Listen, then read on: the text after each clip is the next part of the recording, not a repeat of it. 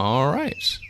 Welcome back, everyone. Sean, if you would like to read the recap for us. Here we go. We learned of each character's time before they came to the curiosity that is the village of Wittershin. Sir Horace's coming to the wild and eventually his knighting. Jeatz finding Pascal and his newest mark as part of Equinox. Ka and their unfortunate run-in with Red. Lastly, Almyre's avoidance with her command to save the wild from its impending doom.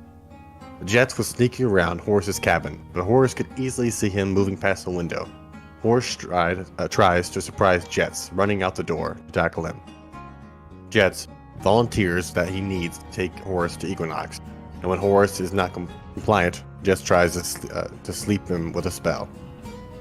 Ka, posing as Shota, along with Almyre, were relaxing at the Sprig Inn when Dryads suddenly attacked, claiming to hate humans. At the same time, at Horace's cabin, the two were ambushed by Dryads as well, spouting the same thing. Ka was knocked unconscious but retained their form as Shota. Both pairs successfully fended off the Dryads, despite Ka going down, Horace being entangled. Afterwards, Jeatz communed with the wild and felt an evil within the Dryads. Horace and Jeatz made a temporary agreement to return to the village to rest before traveling to the Autumn Court. Jeatz bows to Flump in thanks for inviting them to sit in the tavern, but Horace realizes there were also Dryads at the tavern.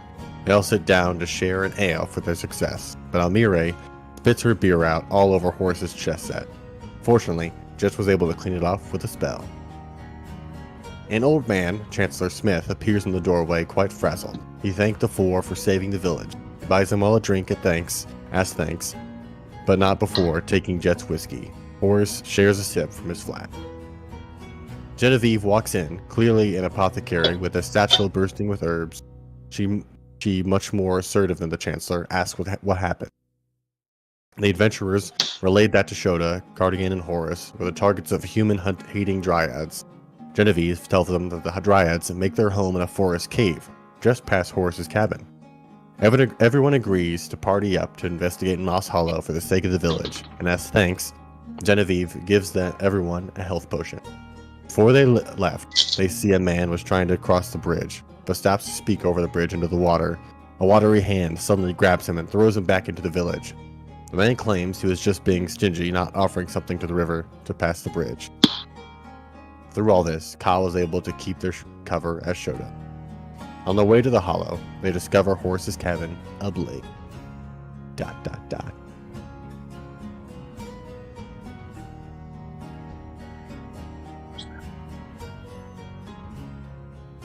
The end.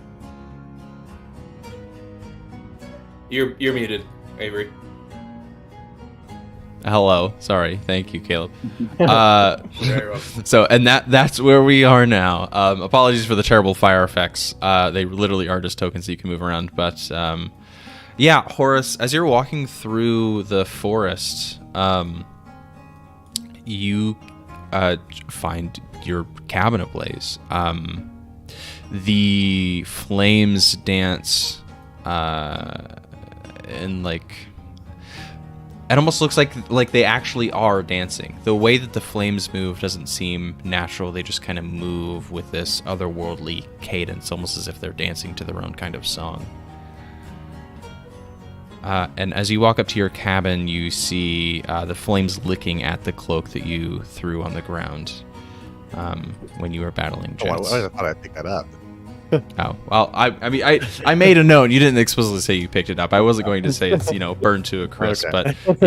but, there's like I guess I'll run. corner. I guess I'll run and pick it up. All right. And I'll just be like, did I ever, Jeatz, did you ever reveal your name? I don't think so. I'll just point and be like, hurry, use the water spell you used on my chest set. Hurry, put it out. Can you do anything? Is there like can I roll a perception to see if there's like water nearby or? Yeah, go ahead and roll me an Arcana check. Okay. It's a 18. With an 18, shape water requires water to be around, and if it was early morning, you could probably collect enough dew off of plants. But at this point, the fire is burning hot, it's late in the day, there's just not enough water around to anywhere to try and save this cabin. Right. Okay, so I'm just gonna walk over and put my hand on his shoulder and just say, I think it's lost, sir. Outside of everything I have in my bag, that's everything I have left in my life.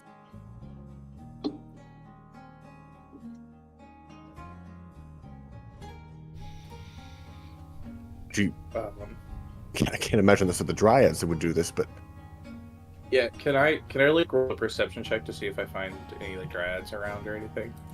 Yeah. You guys can walk around for a minute, around the field and sort of the surrounding forest area, if you want to take some time 17? looking around. Yeah, and everyone go ahead and roll me a perception check. everyone? Big old please. Yeah, everyone. 18. Good roll. 11. All right, cool. Ooh, that's a dirty 20. Nice. All right. So you all look around, and Shota, I think maybe you're hanging back a bit, but everyone else, you look around in the forest and you approach the open field, and the three of you kind of spot it all at the same time. It looks like one of these ferns is kind of shuddering unnaturally. And who rolled the 20 amongst you? Was it you, Almyre? Yes. Almyre, you see a little bit of what appears to be fairy dust kind of sprinkling down from this fern. Which fern is it? We'll say it's this one here. Hmm. If you guys want to walk over to it. And you guys, you've spent some time here. The flames are starting to die down, so the heat is not as intense. But yeah, you definitely recognize, at least at this point, that the cabin is absolutely lost. Yes, I would like to investigate this fern further. All right. As you walk over to the shrub, and everyone else, you can approach the shrub as well. But Almyre specifically, it seems that you would spot this and see this as an intriguing thing. You walk over and find a little bit of fairy dust falling from it, and as you approach, it starts to shake more and more. And as you walk up to it, you see a tiny little sprite hiding amongst the bottom portion of the fern, just sort of curled up in fear.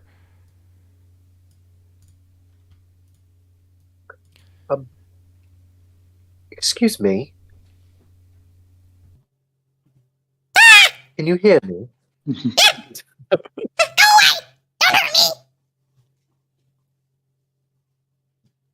I don't want to hurt you. What are you? I'm a sprite.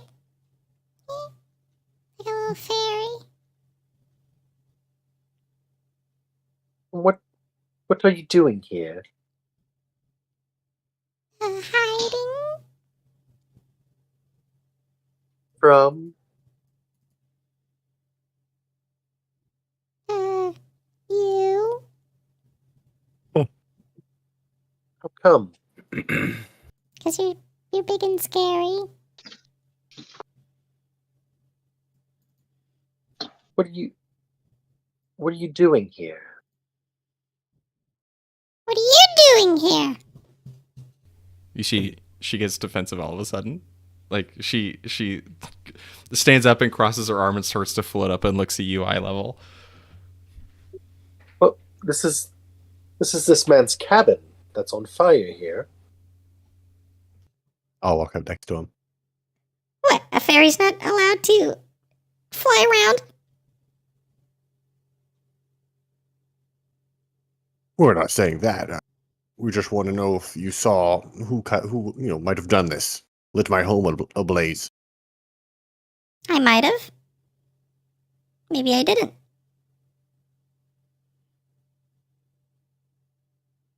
What would you like for some I'm gonna information on who lit my cabin ablaze? while this conversation's happening, can I kind of look over at Pascal, who's like hidden on my shoulder, and just kind of whisper, "Do you think you could grab her out of the air with your tongue and restrain her?"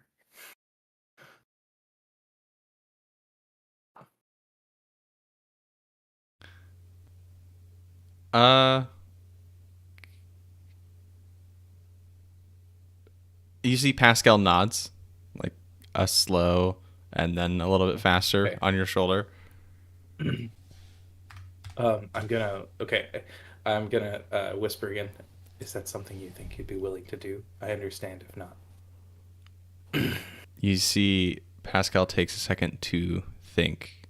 Give me a religion check really quick. I think we established that Pascal's stuff would be religion. 13. Okay. With a 13, you would understand that, Pascal is also, a pure creature of the wild, as it were. And you're not sure that it would be, you're not sure if Pascal would be okay with it or not. You're sort of getting like a nebulous feeling. I just reach over and kind of pat him on the head and say, "It's okay, little one. Don't worry about it." And I'm gonna walk forward and just greet the fairy and just go, do you would I have dealt with any fairies like in Autumn Court? Yeah. So like to give you all context, fairies are fairly common creatures, but you never know what you're going to get when you cross one. They are sort of unpredictable. Here, I'll put a little fairy token. I'm going to. So I think I like have been hanging behind, and I'm gonna walk up, and I'm going to do my like little respectful bow, and go, hello, friend. My name is Jay. You seem to be in a little bit of trouble. Do you know what happened here? Maybe I do. What's in it for me? Well, I'm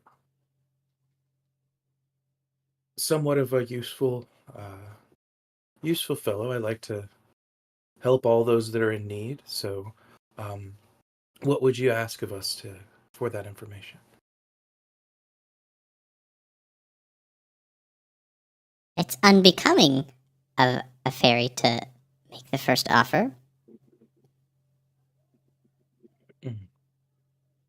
Would I know what fairies like? Is there like something that like fairies like? Like, can I do a history check? Yeah, absolutely. Give me a history check. It's a 12. With a 12, and fairies are common enough. You would probably understand them to like, big juicy fruits, just generally sweet things, or small magical artifacts that they could easily carry around. Could I look in my pack and see if like it's as part of my like rations I have like a fruit or something I could give them? Yeah. Go ahead and give me give me a luck check with advantage, and we'll say like Okay. 10 or better. You've got like a peach that's still good. First roll is a 2. Okay. Cool. Second roll is a nat 20. Hey. Hell yeah. You find God. the plumpest, juiciest peach that even you've ever seen. It's unfathomable how, being an Equinox, you could find something so good. But yeah, you find that in like the top of your pack perfectly preserved. So I pull out this peach and I go, most honorable fairy, may I trade this pristine fruit for that information? And I hand it to, and I reach my arm out or hand out with it. You drive a hard bargain. But sure. And it flies over to your hand and immediately takes it and flies back over to the fern and sits on the fern. This peach is so large and heavy that as it flies back, you see it has a lot of trouble bringing it. But it lands in the fern and then sits on top of the peach and just like takes its tiny little hand and takes a chunk out of it, takes a bite, and says, That's pretty good. I know I can trust you. My name is Spramantha. Spramantha. God damn it, Avery. Why are you laughing? It's perfectly normal, fairy name. It's just Caleb so is adorable. laughing. Caleb is laughing. Jeatz is not laughing. Jeatz is very much used to this kind of buffoonery. Jeatz is going to bow once more and say, "It's a pleasure. It's a pleasure to make your acquaintance, Samantha." Or what was the name? Spramantha. Thank you for the juicy ass peach. Happy to oblige. So what would you like to know again? Spramantha. Well, We'll get on bad terms again. Spramantha, if you would be willing to tell us who set this home on fire and where they went, it would be very helpful to us. Well, I did see 2 particularly oily-looking goblins run into the forest just after the home was set alight. What's this one mean by oily-looking goblins? They were practically dripping oil. What do you mean? They were oily. They had big, ugly heads, and I swear they were secreting some nasty oil. Do they use it to light the fire or something? Well, I only just got here after the fire was lit. I just saw them running into the forest. I'm going to look over at Sir Horace and just go, Sir Horace, have you heard of any goblins, oily or not, in those parts? So Horace, go ahead. Roll a history check on that one. Yeah, absolutely.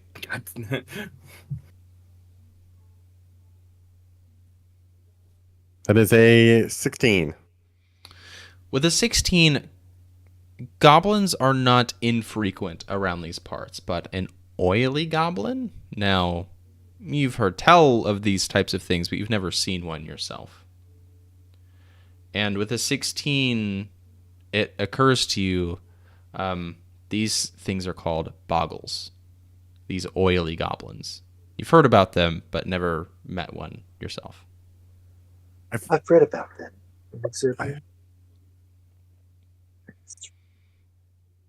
Did you say you've read about them? No, yeah. So Horace, if you say boggle out loud, Almyre, you also can give me a history check and see if you know anything about them. And same thing for you, Ka/Shota. You're also well traveled. 16. I've heard of goblins before, but these boggles just something I've just heard in story. Ooh, dirty 20. So, Almyre, your upbringing perhaps didn't focus on some of like the lower tier Fae. This is like your common rabble, if you were. But Shota, with a dirty 20, perhaps you've had a run-in with a boggle. They're goblinoids, and so, in terms of size and shape, they're very similar, but boggles in particular secrete a nasty oil that is highly flammable. Okay, so Shota, who's been hanging back, is going to step up and say, well, these goblins are not just some kind of teenage goblins. They're particularly oily kind, shovels. If we look around for some drops of oil, maybe we'll find them. Are they like? I guess I assume they're resistant to fire if they're just secreting this stuff. So Shoda, you do bring up a good point in that you can look for oil around the house. Yes. Can we investigate? Absolutely. So everyone roll me an investigation check.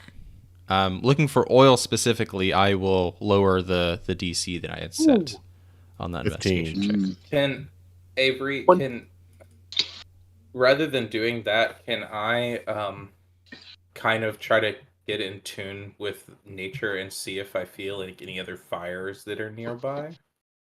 Any other fires? Interesting. Yeah. Go ahead and roll me a nature check. Okay. Well, that's a 5. It was a cool idea. Okay. So no, not at the moment. So Horace, you rolled 15. What was everyone else's roll for investigation? 15. 22. 17.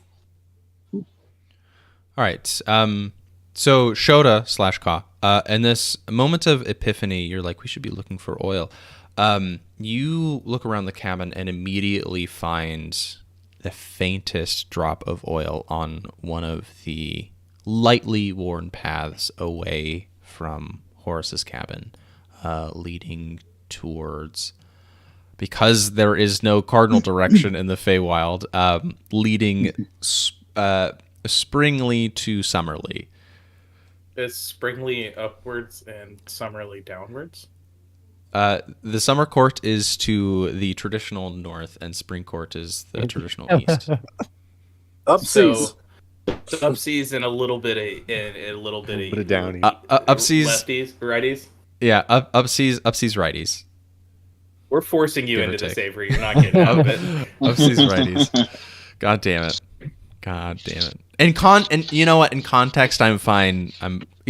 Upseas is different than upbees. If we say upseas and downseas, just add an S. Upbees is ridiculous. Upseas makes total sense. Of course. Oh, okay. That's fine. I guess I'll turn to Samantha, like, well, I appreciate you sharing this information, and I'll pull something out of some sort of fruit out of my bag from my garden that I picked before we left for the village, and I'll give it to her. I love a good tip. And as you throw May it, we meet again. May we meet again? Yes, please. Bring more fruit. and you see Spermantha just falls back with the peach and what would you have picked out of your garden? Maybe like a blackberry or something. That's easy to grow. Yeah. You throw the blackberry over, and you see Spermantha just rolls back into the bottom of this fern, and you hear like these monstrous tiny noises coming out of this fern as Spermantha just devours these fruits. He's ravenous.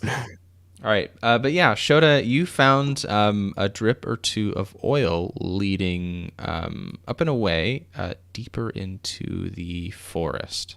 And you all recall that Genevieve said that where the Dryads make their home is not too terribly far from Horace's cabin. So you probably don't expect a super long hike, at least right now. That said, do you guys want to do anything else here, or do you want to continue on to follow the trail that Shoda's picked up?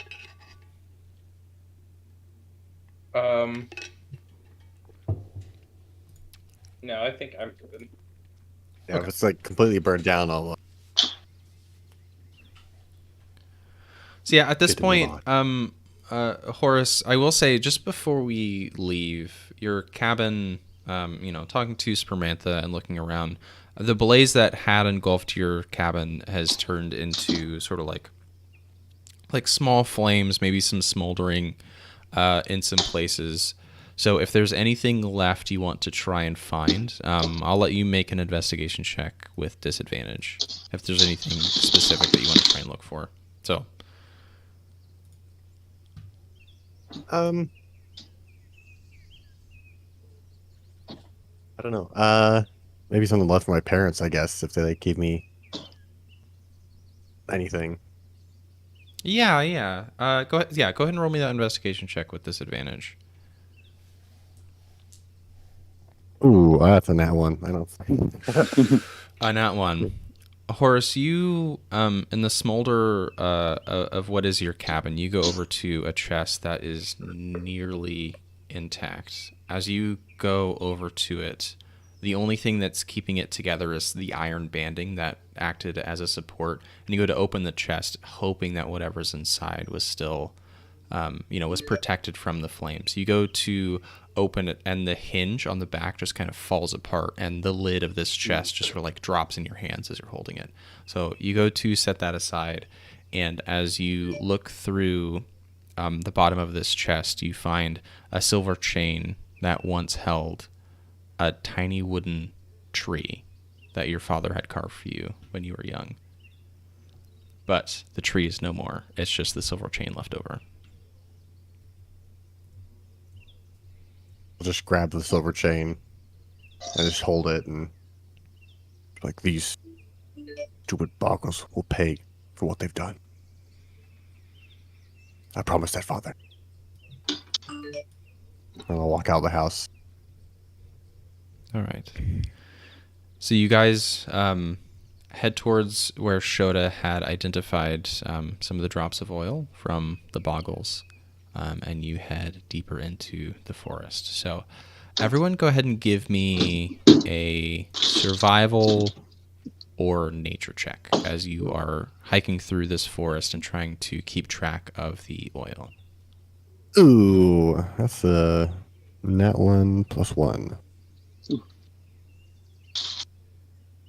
Ooh, that's a 3. We're bad Don't at worry. naturing. I listen. You're in the wild, and not a single one of you took proficiency in. I mean, not proficiency would do too well here because you're only at a +2 or whatever. But yeah, listen. I rolled survival, and if I had rolled nature instead, I still would have gotten a 3. I got a 7. oh boy! I All got a right, 12. all right. I do have a +4 to nature, though. Oh, wow. Fortunately, Shota is able to just barely keep track of the trail. It goes over ferns and through some dirt. It's just an occasional drop of oil that they, just didn't care to clean up behind themselves. If you had rolled better, maybe I would have told you just how many boggles there were, but at the moment it's tough to tell their numbers because you can't find any tracks. That said, you all walk up upon as you're walking through a thicket of trees. Honestly, it's kind of difficult to walk through. You're just moving branches out of the way constantly. You're swiping spider webs off of you, and honestly, you don't even see this until you're upon it. But it is a huge rock formation growing out of the earth. It is covered in moss and greenery, and if you had not been next to it, it would just look like a different part of the forest. So everyone give me an investigation check as you walk up upon this formation suddenly. Ooh. 24. Hey, Avery, if you could stop asking me to do rolls that I only have a +1 to, And I'd appreciate it. Hey, man. I got an 18 for 18. Horace. also Perception got a 24. investigation, also a good. Damn. Okay. So with 2 24s, Shota, you're still leaving the way, but Almyre, you're following close behind, and you see just over to the left a small indentation in the rock that appears to be covered by vines.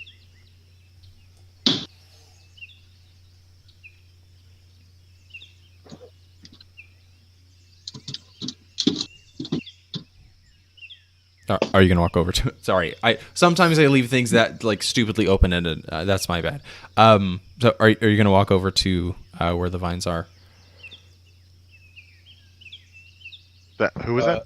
Wait, who's describing- Almyre and Shota, both of you rolled a 24. So yes. you look over to the left, and along this curved wall of rock, there are vines hanging down, and you can see a little bit of darkness underneath it. It kind of looks like the entrance to a cave that is well hidden due to the greenery. Yeah. Yeah. All right, so both of you walk over and kind of peek through the vines.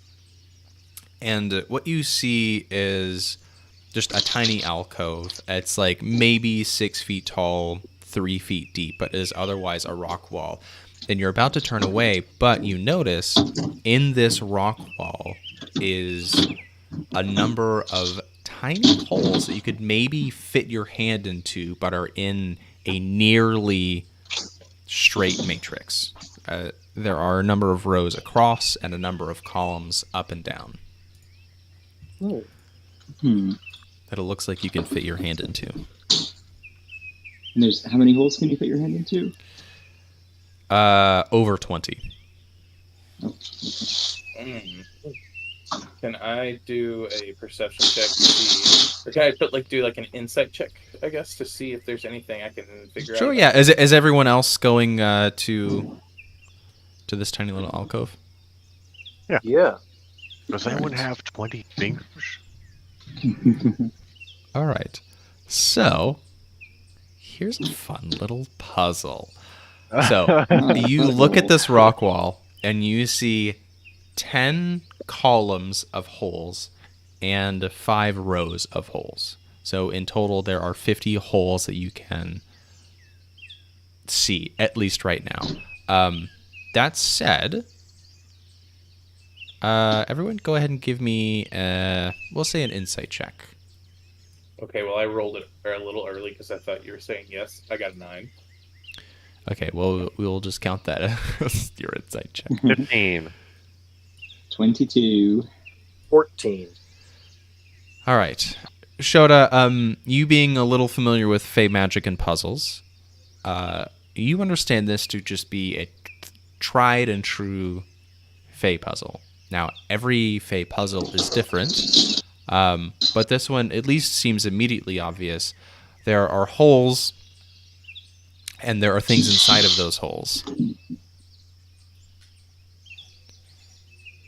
And the holes I should very specifically clarify are the size of a medium-sized creature's hand. And you said this is a typical puzzle. The things inside, what kinds of things are inside the holes? Well, it being a typical Fey puzzle, you don't know. Now, I will say, behind the screen, nothing that will kill you, but it's a puzzle nonetheless. Can we see things behind the holes, or are you just telling us there's things behind the holes? Some of these holes do have like cobwebs over them. Some of them don't. As you go to peer inside, it's like a magical darkness is behind them, but you can still stick your hand into them. Like the intention of the puzzle is the randomness of what you might find behind each hole, if that makes sense. All right. A D10 and a D5 that doesn't exist. Oh no! Look at Owlbear. There's a matrix of. It's literally a I'm grid. Aware. Why are you rolling a D10? That's a D5? D10, so I can pick a row and a column. Oh, you're just choosing to do it randomly. Okay. I'm choosing to do it randomly. All right. A 1 or a 6 is 1. Ugh. All right. I'm gonna do A5. All right. Are you just? Oh, why did that? No. I like that idea. Oops. Sorry. I don't know why that happened. I want to. You're doing A5. All right. So I shall reveal. As you stick your hand into this hole, you get to a mental, not column, is whispered into your mind. Okay. I'm gonna look over to my teammates and say, I think this is the wrong column, but potentially the right row. Mm. Maybe I'll take a stab at it. Let's here, we'll change up the music. We'll get some thinking music going. Some moments. It's the Jeopardy theme song. The song is called Question Mark. B2. All right, B2. Let me turn it down just a hair. on my end. B2. You hit my battleship. You mentally hear, not row. Okay. I'm gonna go for a C7. C7. You mentally hear, all left. Okay. Is everybody sharing these each time? I mean, Yeah. yeah, I mean, it's a D&D puzzle. I'm not going to be like, oh, you didn't Okay. say you were writing it down. So E. so it's definitely an A, and it's left of 7. I will choose A1. God damn it! If it was that simple, I'm gonna lose my mind. Oh, that's weird. I can't select this. Oh, there we go. I just have to click fuck. Almyre, you stick your hand into this hole, and you are going to take 1 poison damage as a huge spider crawls out on your arm and runs into the forest. No! Of course it was Austin. Of course No! it was Austin. Austin would pick the spiders. Oh, God Avery, damn it. I'm going to be dreaming about spiders tonight, and I hate you for it. I'm going to. It was only a small bug. Don't worry about it. I'm gonna stick my hand in A6. A6. Wait, why do you think it's A or has to be A? I mean, I know that 'Cause it's. it could be C, D, or E. Yeah, but it says not this row, but the other one Look doesn't at say not B. this column. That's row is B, so just be B. Right. I'm making some guesses. I don't necessarily know it's A, but Right. Just- You hear 4 left whispered in your mind. it's A2. A2. Horace does A2. All right, Horace, you say A2. 5 right is whispered in your mind. Fucking damn it! Wait, what? 7. A7.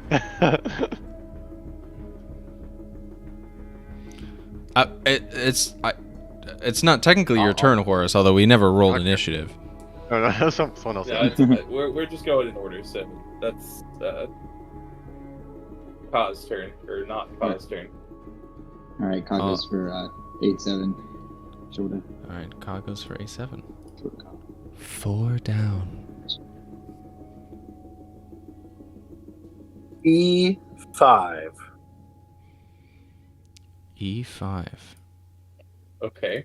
2 left. What? At this point, have we gone through I guess it everyone? just keeps Have we going. gone through everyone? 1, 2, 3, 4, Yeah. 5, We've 6. done everybody twice. Everyone, give me an insight check. Oh, that's a nat 20. Nat 20. 2 net 20s. 13. Nat 13. 10. 30, 20. All right, we got a lot of Hey. 20s around here. This is a Fey puzzle through and through. It doesn't have to make sense or be logical. Some of these clues might be true. Some of these clues might not be true. Yeah, part of me is like, let's keep going with it, but let's just. Part Um, of me is like, let's just do random one. Can I?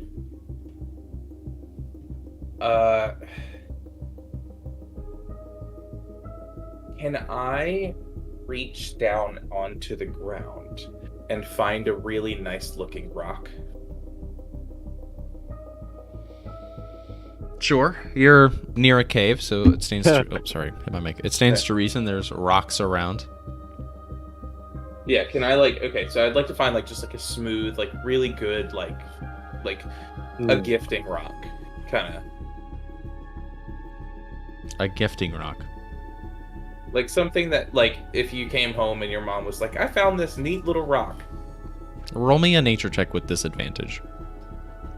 My mom did that all the time. Motherfucker! I hate you.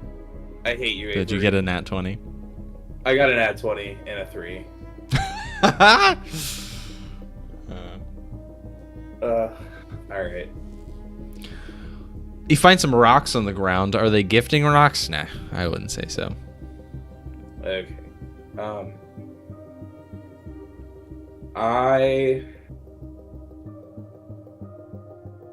Also, are you guys going in order of the tokens on the left, just inherently, or not? Or can I move them around to make them in order? Okay, I think you were going before Almyre. It was Caleb, me, Reed, Austin. Okay, so yeah, we'll do this then. Yeah, I think it was in order already. No, I had to swap Ka and Almyre. Oh, sorry, for some reason I thought Ka was Alra. Cosplaying? Oh my god. My god. Alright, here, I'm gonna put Shota's face on top of yours, Ka.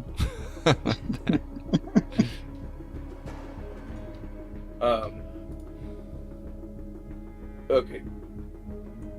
I am going. We're gonna move on to Horace if you're not gonna pick a thing. So No. to find a rock. I'm gonna go.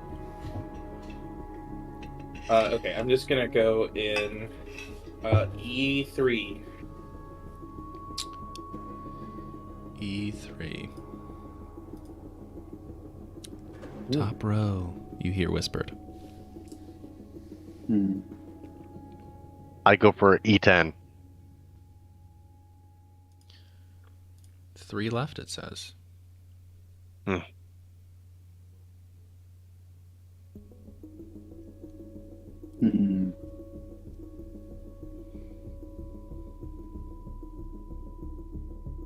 gonna go for E6. Ka, you put your hand and you feel a stinging bite as a giant rat crawls up your arm and jumps off into the forest. You're going to take 2 piercing damage.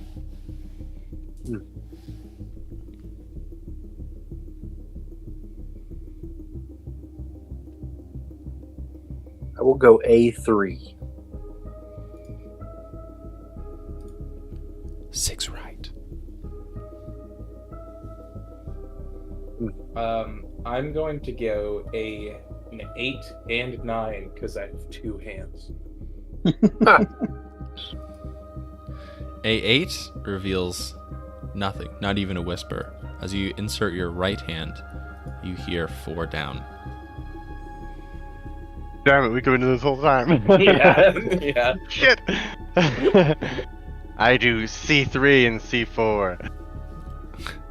All right. 3 right and nothing.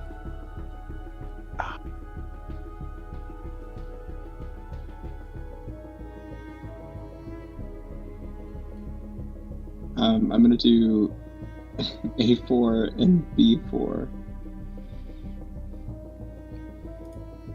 You get 1 down and 1 left. This puzzle has proven to be more interesting than I thought it would be. Because I like spent like probably a good 10 minutes with this matrix just seeing where all the results would take you. I was quite curious. B3, just 1 hand. He's going for it all. 1 down.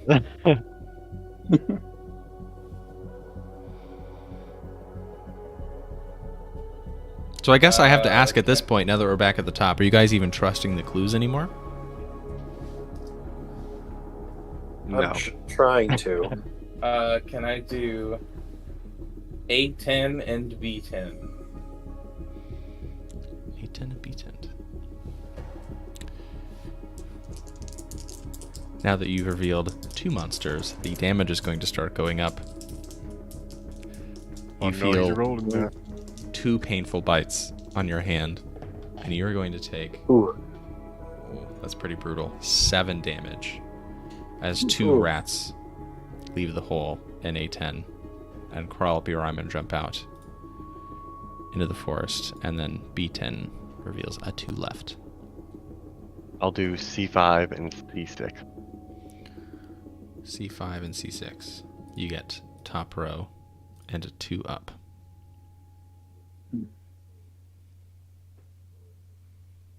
Okay, For these clues. yeah, this is... There is a path. There is a path that will lead you to where you need to go. But it being a fate puzzle, some of them are not right.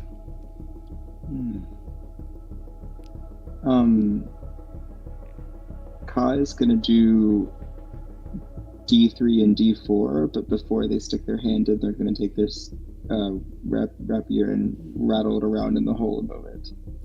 As you go to try and stick your rapier in the hole, your rapier, it being a flexible sword, bends a little bit, as if it only accepts living flesh. That's why it's so dark to see into the holes. Okay, we'll do A3 and A4, or D3 and D4. All right. Well, you picked wrong. Oh, no. Another spider, this time 2, is going to bite Ka this time. That is going to be 5 poison damage as you get bit by a spider, and the other one reveals a 3 up. Oh shit! How much damage was that? Did I take? 7. 8. 7. Sorry, I did not track it. I've been so engrossed to try to figure this shit out. If one of us goes down from this puzzle, I'll be so upset. This puzzle TPKs us. Is it Mike? So now that you've revealed 2 more monsters, the damage is going to go up by another D4. Oh no! So I would advise you be careful. I'm gonna go E7 and E8. E7 and E8, you said? Yes. All right. So the first one you reveal shows 2 up, but to the right of it, you fiddle around in the hole and find a ring and pull it out. Oh. Oh. Would you like to roll an Arcana check on it now, or pocket it and save it for later? I'll roll an Arcana while they're Sure, trying yeah. the next one. Sure, yeah. So, Almyre, go ahead and roll me an Arcana check. While everyone else is I got a is picking 17. A 17. You pick this up and use, all the abilities that you've learned throughout your life, and you have identified this as a ring of healing. And let me, where's the notes button? Move. I think this might work. So, you've picked up a ring of healing. Once per short rest, you can cast Healing Word, adding your wisdom modifier to the spell. Cool.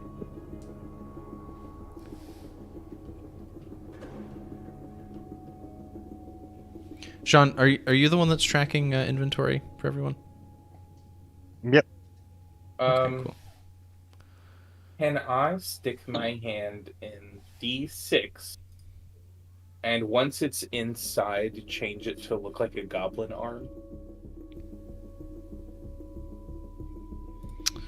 Interesting. You stick your hand in, and afterwards, do your thing, changing your arm into a goblin arm. Nothing unfamiliar happens besides another whisper in your mind that says one side. And then I'm going to use my other hand to go to D5. Which one? D5. D is in dingle, or D is in dog. D is in dog. Okay, 5. The military uses that. Oh shit! Hang bye. on. Oops, I did the wrong thing. My God, Chelsea exists. You get 1 down.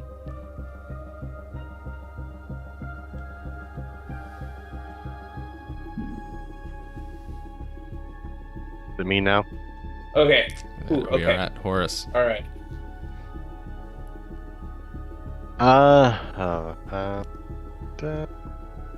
I'll go for E1, E2. E1 reveals all right, Oh, and That was E2 B. reveals Okay. 1 down. Oh, sorry. okay. Okay. Oops. You get can just nothing. okay, never mind. Please don't And make me then- roll.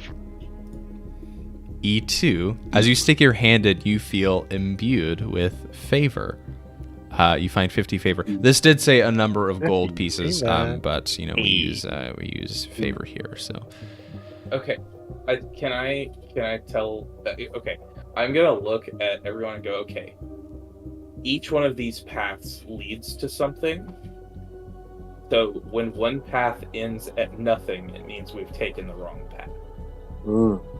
So let's just look at the information we have. So A2, it's just where we can start. You go 5 right, it takes you to 4 down. You go 4 down, tells you to go 2 up. It takes you to all left. That means go all the way to the left. So the next one we should try is C1. Yep. I don't know whose turn it is. It's Reed. So, starting with C1. All right. Are you going to do 2? Oh, I guess if you're going to use 2 hands, I guess you can. But just starting with your first hands, you see 1 down. So now take it down to D1. Okay, yeah. D1's good. All right. Okay, so next we should try D2. I shall try D2. You reveal D2 is 4 right. A little too far away to use both hands. Yeah. I'll also do C2 since I'm at it. Sure. You are going to take 3d4 of damage as more rats appear out of this hole. You're going to take 9 piercing damage as 3 rats bite your hand, run out, and then into the forest. Okay, so I'm going to do D7 because it says one side, so I'm guessing it's one to either side of it. D7, okay. Jeatz, you reach your hand into the hole and find a piece of stone, but you press a little further and the stone gives way, and you press a button. All of the other holes around you have little stone bars that shut. And as you press this button, this 6 foot tall by 8 foot wide stone alcove drops and starts to roll down, revealing a cavern inside. So I will take us to the Moss Hollow cavern, where you guys are down here in the bottom, and I guess it's much wider than I said. 5, 10, 15, 20, 25, 30, 35. It's 40 feet wide, the stone wall, actually. If you guys want to, or I guess I can. Is it easier for you guys if I just like immediately drag your character tokens into the scene? Yeah. Okay. Though you guys, I mean, less action for you all. But yeah, so Jeatz, it's your turn, and you... Oh, that's bizarre. I did not know that's how that works. Jeatz, you walk over to the wall, stick your hand in, and feel the stone give way as every other hole, it suddenly shuts with these bars, and you see revealed behind it a cavern entrance. God damn it. Okay. Enable multi-layer. Fog cutting is a little fucked with the new version of Almyre. Yeah. I like it. It takes a second to... Yeah, you just gotta get used to it. Okay, cool. Is everything navy blue? What do you mean? Is everything navy blue? No. You might want to reload Almyre. The fog? No. We reloaded a map, buddy. Oh, yeah, we changed maps. So... Yeah. I see that it changed, but I don't have a background. It's just navy blue grid. Just restart. I would say just restart.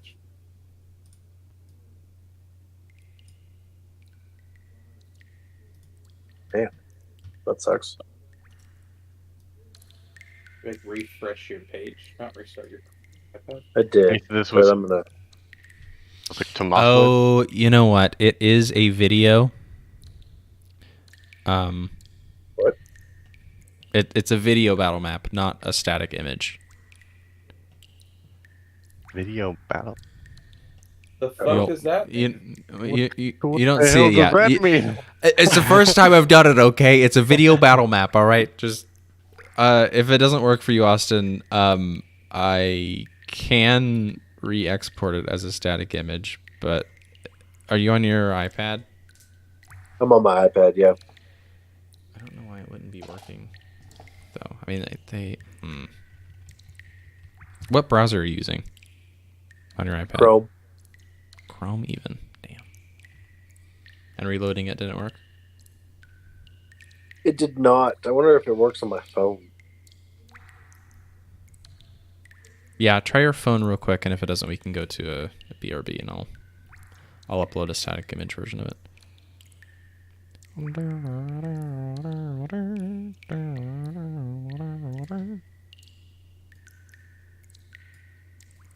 Good God, Jose Altuve hit 3 home runs in 3 innings. Easy.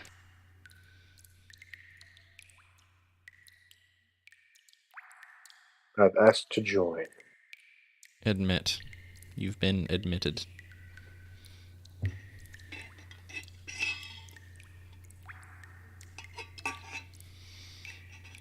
It does not work on my phone either. Interesting. Owlbear video maps not working on mobile.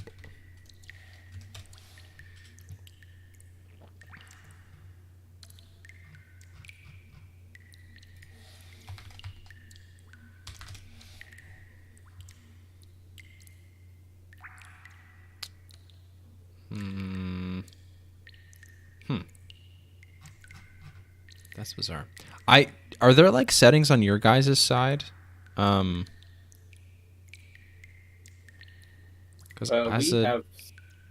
No, we don't. No. Oh, in the bottom left, there should be 3 dots. If you click those, there should be like a settings menu. Maybe. Mm-hmm. Can No.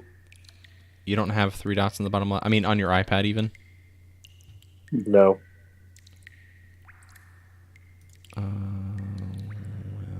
Well, I guess we can't use static maps. In that case, I would ask everyone to leave Owlbear while I redo the map, and we'll go to a BRB. It should only take me a few minutes.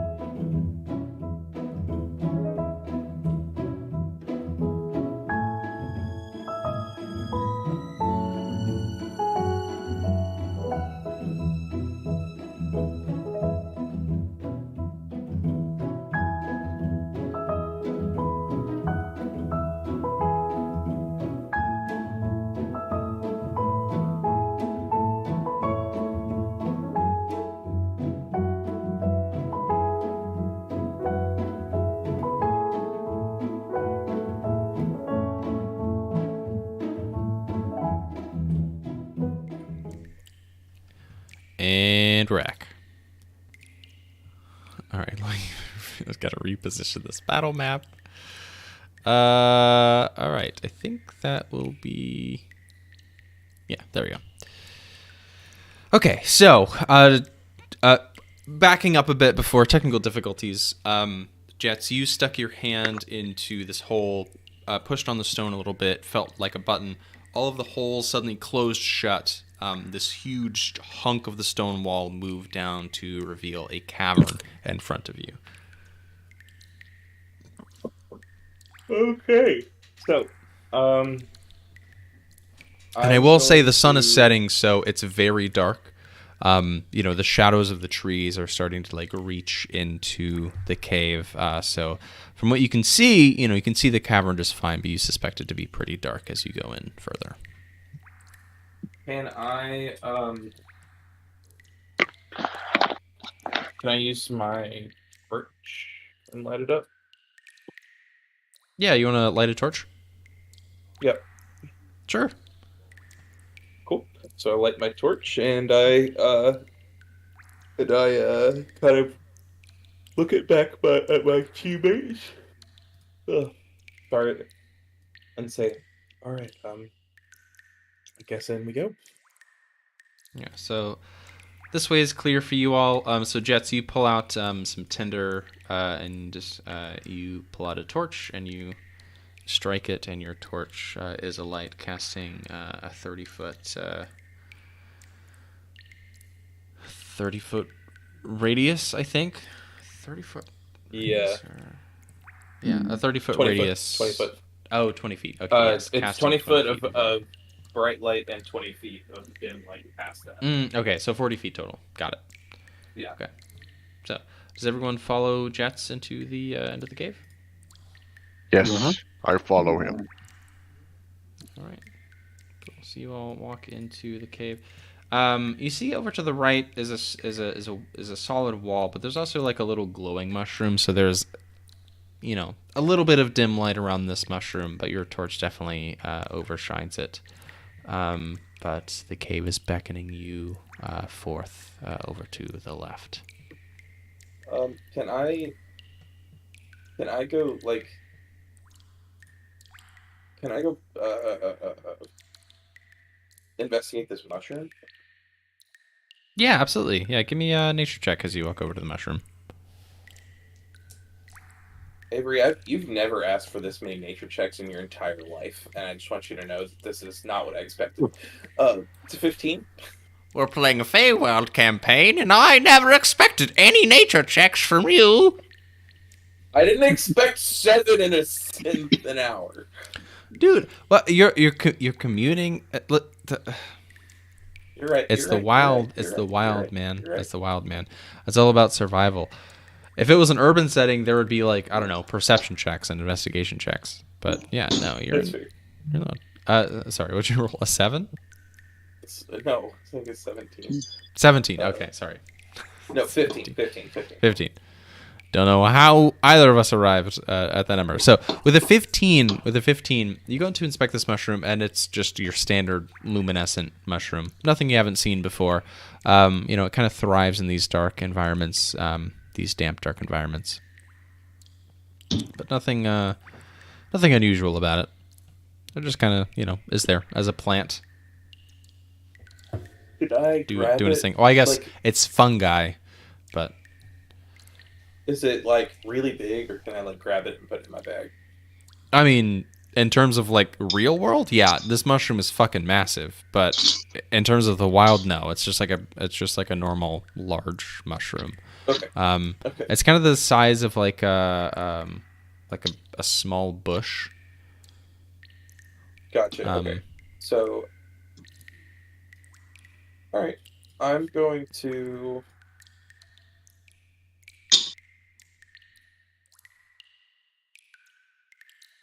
All right. Just for flavor, I use prestidigitation to light my torch. Just for the record. You're not even using your a box of tinder or whatever. I just grabbed it. It's with my right hand where my focus is. Badass. And lit it. Yeah. Badass. Okay, so I'm gonna head towards like what looks like the next like walk part of this cave. Yeah. All right. So as you look ahead, your torch only goes so far. But what you see immediately in front of you is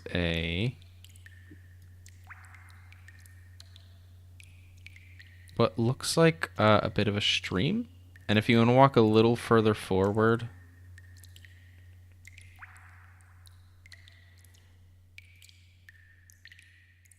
you see a hallway expanding just beyond that. And as you walk to the stream, you see these fireflies flitting about in the cave, providing the tiniest little bit of light. And you see another one of those mushrooms across the way. Oh, and also, you see some more of the of this little stream.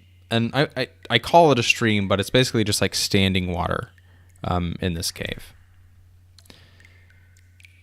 Can I snap my fingers again and snuff out my torch and see how bright it is without the torch?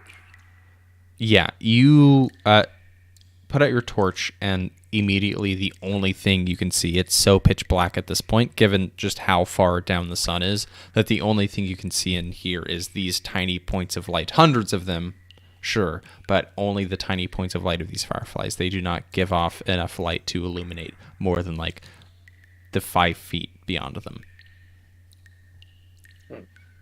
I have dark vision. God Do damn I it, I knew slightly better? First when you say that. Yeah, so with dark vision, they dimly light the area around them. So they give off, you can see 20 feet beyond, where these fireflies are at, basically. So they sort of like group up on these clusters, right? So wherever you see these clusters, you can kind of see 20 feet beyond that. It's dim light, sure, so you'd have like difficulty seeing anyway. But you can still make out like shapes and things in grayscale. Cool. Okay, so I snap my fingers and pop the torch back on, and I guess I'm gonna keep leading us forward. Go the way. All right. So you walk up to the edge of this little stream here, this little brook that's in this cave. Everyone who's walking up to the edge of it, give me a perception check really quick. Right. Sure you don't want a performance check? Did you take proficiency in performance? I mean, hey, it might come in handy later, but at the moment we are... I have actor, Avery, as a changeling. Oh, that's true. That's true. I'm not saying it won't come in handy, but... All right, so Shota, you're up next to Jeatz. Shota, you want to give me a perception check, as well as you, Jeatz? 11. 11, all right. I guess I'm going to... Jeatz, are you going to roll? Yeah, everyone can roll me a perception check. 16 for Horace. Horace. 13 for Almyre. Shota, what'd you roll? Sorry, Shota. 11. 11. All right. This is particularly difficult to see. You all kind of gather around this gap that it would appear that you maybe need to cross. And Jeatz, you hold the torch out over it, and you can see the sheen of oil just kind of sitting on top of this water. Ooh. You know how oil kind of leaves a rainbow effect when it's on top of a puddle? Mm. And I... well, you were the one that noticed it, so... Yeah, who rolled best? I think it might have been Horace that rolled best with a 16. Yeah. Mm-hmm. I think the Balgros must be close. The same oil is here on the water. Can I then use shape water to give us like a path through the water so that none of the oil gets on us? Oh, interesting. Yeah, sure. So we can like cross one by one, and I just kind of create a 5-foot. Create a 5-foot cube. Yeah. So you look in the water, and you use shape water, and you can see that this this little stream, or whatever you want to call it, is not more than 5 feet deep. It's like maybe waist deep for some of you, but otherwise it's just a really shallow pool of water. But go ahead and give me a perception or arcana check, whichever one you want, as you cast the spell and go to move to the other side. 16. With a 16, instead of the water level rising in this part of the cave, it doesn't, as you would expect. So it's not a standing pool of water. It appears there are other areas this water can go. Interesting.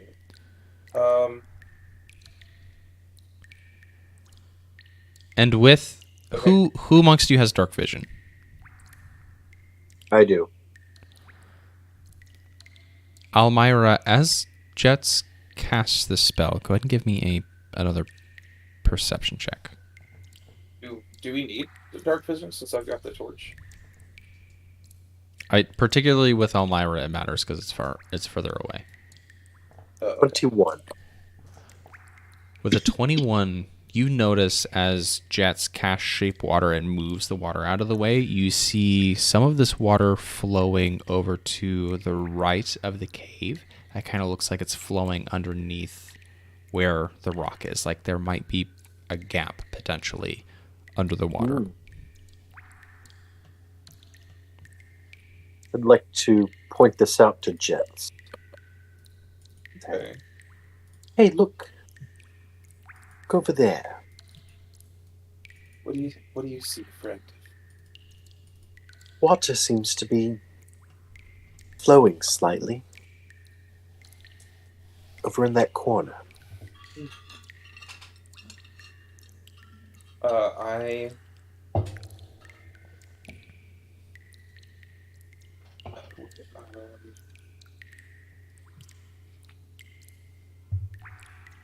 can only send one of us at a time, so someone who can see it over there should probably be the one to explore. I can do it and hold the torch, but it will leave you guys in darkness. Well, should it be like Almyre? Never mind. I have another torch. And I just... Yeah, you guys all have like what adventurers packs? I'm sure you all have yeah. torches. Yeah. So I reach, you guys take torches out and I just light all of them. If that's cool. Yeah, absolutely. Yeah. Okay. So, is someone willing to go look? I can shake the water around you to where you don't get wet. I'll step forth. I'll go. Okay. So I will, as he walks through, just kind of make it to where like the shape water moves with him and he's standing on dry ground. Yeah, so I would Horace... like to specifically create like a lip on the water that forces the oil back. So it's like, does that make sense? Like the oil. Oh, yeah, because water. oil doesn't mix with water. You want to make it so that it doesn't get on him. So so Horace, you Jeatz creates this sort of like a cylinder for you at first with this like outward lip. And as you approach the wall, as you're walking along, it gets a little deeper and a little deeper. And as you approach the edge of this wall, you see about a foot below where the water level was, there is this small passageway about 2.5 feet in height, 2.5 feet wide that you'd have to crawl on all fours in order to get through. But you do see water on the other side about 10 feet beyond you. We also kind of it's completely dark, so you don't know what is through this sort of like cave. It's now a cave, but used to just be a watery passageway. I was going to convey that to the group. I'm not sure if someone with dark vision wants to come over here and see if they can. I guess someone who's better at seeing kind of in the dark, if they can come over here and see on the other side in this room. Or I could just go ahead. You do have a torch that's lit. Is there? Can you see the same? What's the range on shape water? 30 feet. I guess, let's see. Even if you're like at the extent, yeah, okay. So if you're over here standing against this wall, because there is a little ledge over here. Oh yeah, okay. So I can't. I think I have to be able to see it, right? Yeah. So I have to be able to see it. So I can only do this side. So. What if you came with me? We can't share the same space because I'm not a small creature. Mm. Yeah. I guess I'll just. I'm guessing you wouldn't let Pascal light up. No, no. I didn't think so. It's worth a try. Okay, for the fun of the flavor, I look over to my shoulder and whisper it to Pascal. Any chance you could glow, little friend? You see him shake a little bit, and you see his skin turns golden, but does not seem to give off light. Okay, I reach into my pack and find just like a little like snack that I could just give him a little piece of. He happily eats it.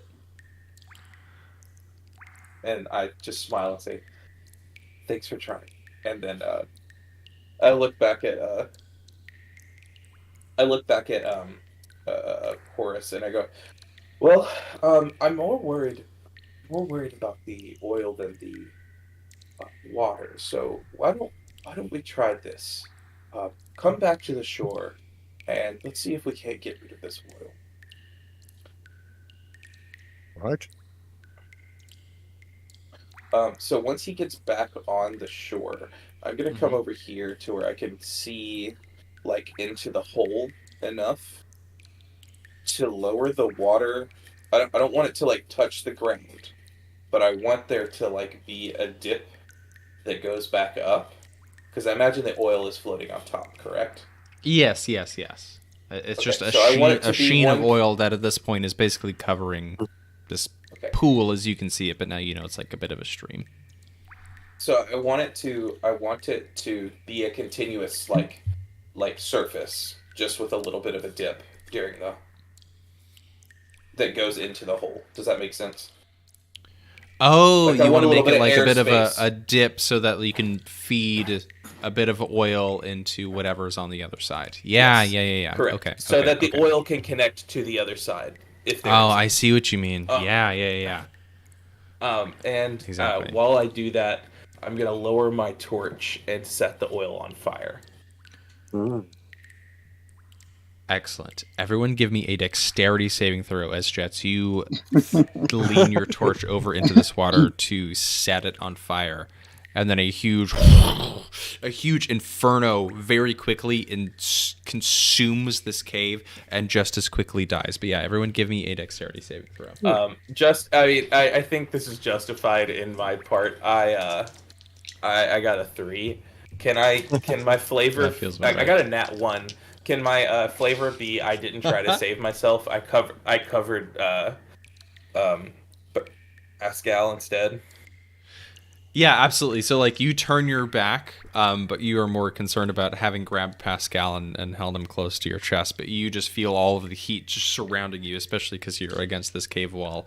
Everyone else, give me your dexterity saving throws. 13. All right, a 13 will do it. 16 will do it. Almyre. 21.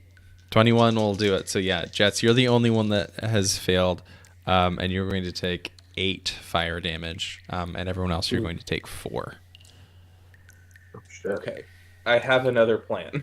Just this conflagration Does it lights involve up. blowing something up? No, This and on the other side you see some of the moss on the cave get singed as well. I'm going to kind of close my eyes and apologize to the earth for damaging it with fire, but say that there was a purpose, as in all things. I guess And then I'm gonna go ahead. now that the oil's gone, I guess we can wade through it. Then I'm just gonna read my spell, and then I'm gonna freeze the water in front of the entrance. Because apparently I can just freeze water. Well, you also tried to freeze the water in your whiskey, which I did not allow last time, because it's like, how do you differentiate water between whiskey? But what specifically about this are you trying to do? So I'm gonna pull the water back from the front of the cave, and like make like a little ring that's frozen, and then shape water the other way and freeze it to where there's a passageway the water can't go through. Like there's 2 ice walls that the water can't get around. Yeah, but how do you get through it if there's not? I mean, yeah, so you've got an ice wall cave and then another ice wall. So, like, there's an ice wall, and then I take the water, move it back through the cave, and then freeze another ice wall. So there's a dry bit of land. So shape water, you cannot have the 2 same instantaneous effects happening at the same time. You can literally only do one. So the way that you want to do it before, with following Horace as far as he could go, and sort of releasing it, would have been fine. But this will not work because you can't freeze water and then at a different place beyond that 5 feet also freeze water. Okay, well, it is only a cantrip. Yeah, you're right. I think it's fine if you lead me through. Okay, so I'll lead him as far as I can, but I can't see, so he's gonna get wet no matter what. Correct? Yes, and part of the problem is that his torch might go out, and also it's really fucking dark in here. I guess I imagine like you are able to kind of see past. You're able to control the water and push past to where like I'm able to like stand up. Yeah, what's your range under here? You've got 30 feet. Yeah, as long as you can see. Yeah. Honestly, Jeatz, if you jump into the water, would give you some extra range, especially if you go under the water. As long as you can see it, and you also have dark vision, if I'm not mistaken, you could probably see. Okay. At the very least, if you hold your torch above the water, you could see Horace further than if you were just standing on this ledge. Yeah, like so. I'll do that. I'll hold your torch up and then put your head underwater. Right. If that makes sense. Yeah, I'll do that, and I'll jump. I'll let Horace know, like, I'll guide you, and then I jump in the. I set Pascal down. And say, "I'll be right back, friend." You see, he sits down and starts looking up at the fireflies and catches one and starts shooting. He turns the same color as a rock, and you lose him. And he glows a little bit, just like for a second. God damn it! Finally, he can glow. No. Okay, so yeah, you said it. Yeah, so I get underwater and hold the torch, and I guess hold my breath. How long can I hold my breath for? Like forever, because this is D&D. Minutes equal to twice your con modifier or some crazy shit like that. You can hold your breath for quite a long time. I'm at six minutes, so yeah. So I do that, and I just follow him, and just guide the. Yeah. So okay. So I don't know how we're gonna get him back. But so Jeatz, you jump into the water and are holding the torch above. And as you look down, Horace, you're still throughout all of this are able to remain dry as you crawl on your hands and knees through this little tunnel. And as you move through, you see on the other side it starts to move up again, and you can see as Jeatz is shaping water, an air pocket open up. Just beyond where Jeatz is. So if you want, you can come back down and yell at him, but otherwise you found a pretty clear spot, and I'll reveal the battle map for you, a pretty clear spot that you can like jump up onto a ledge here to the left or to the right. And there is on the other side a glowing mushroom that you can see as well that's like very dimly illuminating the room. I guess I'll just point at him to tell him I'm like gonna get out. If he wants to follow me, he can. But I'll get out on the ledge. Okay, of course. So as you get out on the ledge, you literally stumble upon this chest because the light is so dark for you. But at the very least, even in dim light, you're able to see this much. You're able to see this chest in front of you, and that this cavern sorts of ends in the same way, where it's just like a straight wall, where this pool of water is. But you do see a chest in front of you.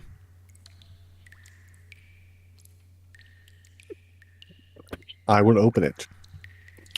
You open this chest and it creaks very loudly. There is no lock on it. And as you're sort of like searching blindly, you find a pair of gloves wrapped in a chain with something on the end of it.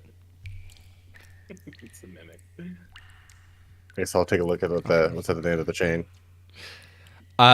It's very difficult to see in this light. It feels like a vial of something, perhaps with a cork in it, but you could also tell that it's wrapped around a pair of gloves. With this kind of lighting, you my couldn't. torch, right? Oh, that is true. That is also true. That's also true. Yeah, because your torch never got wet, given Jeatz jumping into the water, you also have your torch. So yeah, you can see basically just fine. So yeah, sorry about that. Yeah, you're holding your torch in one hand. You hop up on here, and you see this pair of leather gloves. They sort of have like a waterfall embossed on the back of them and the leather, and wrapped around them is a beautiful vial, like this teardrop-shaped vial with this tiny cork and this chain that's wrapped around the rim of the glass that's sort of like holding the cork in place.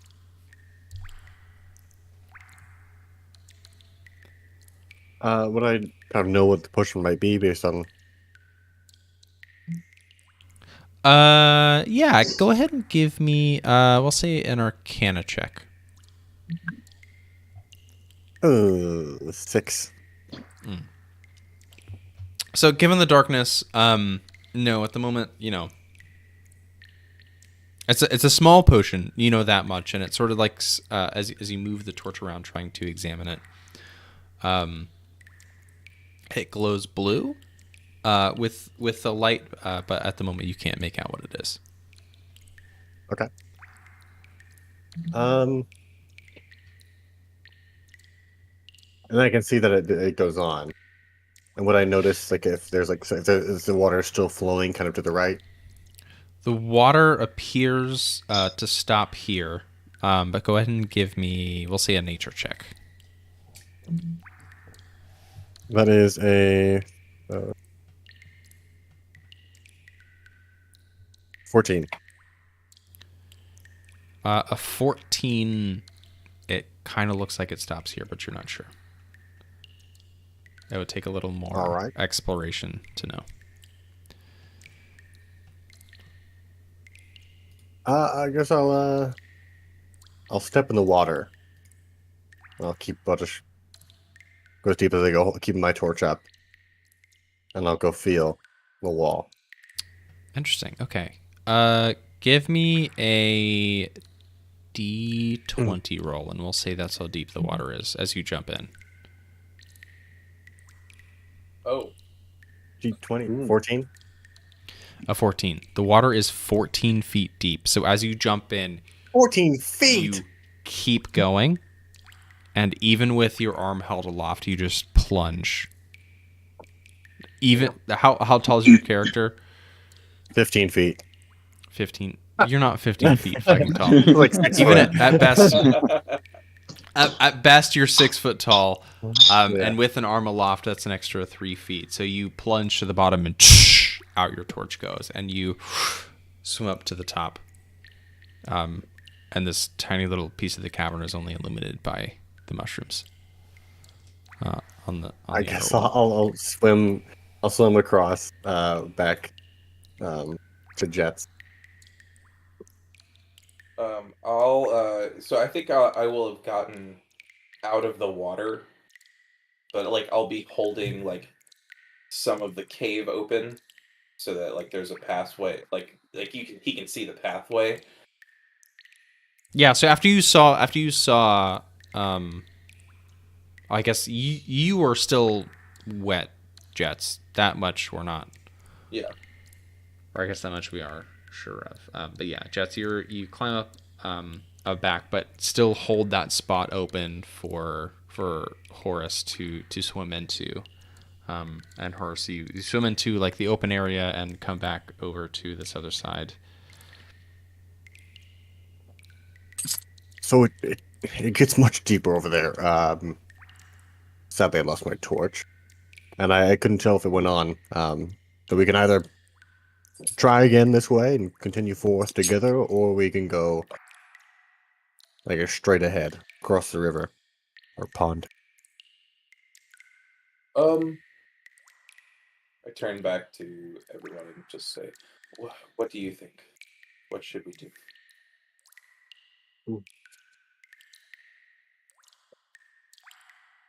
We just cross here? I mean, we could, yes, or just follow the river. But we're most likely going to burn or lose our torchlight if we go this way. Perhaps we should split into 2 different groups. I guess Jeatz and I will go this way, and Shota and Almyre go straight. Almyre. Almyre, excuse me. The sassy Hermione is out. I'm going to, now that you're back, I'm going to drink my health potion. Oh, yes, while that was going on, I used my ring and drank a health potion. Oh, perfect. Yeah. And health potions max benefit. Hey, when you guys reach tier 3 of those guys, yeah, those. I mean, even tier 2. 6. It's 2d4 plus 2, so 4, 8, 10. Yeah. Hey, just so I know later when I'm choosing spells, since we figured out that Healing Spirit isn't as broken as we thought it was, are we allowed to use it? I mean, I don't think I would have banned it anyway. You definitely did say you were going to, but that was the way that you told me. Yeah, I was absolutely. We didn't know that it had a time limit. Yeah.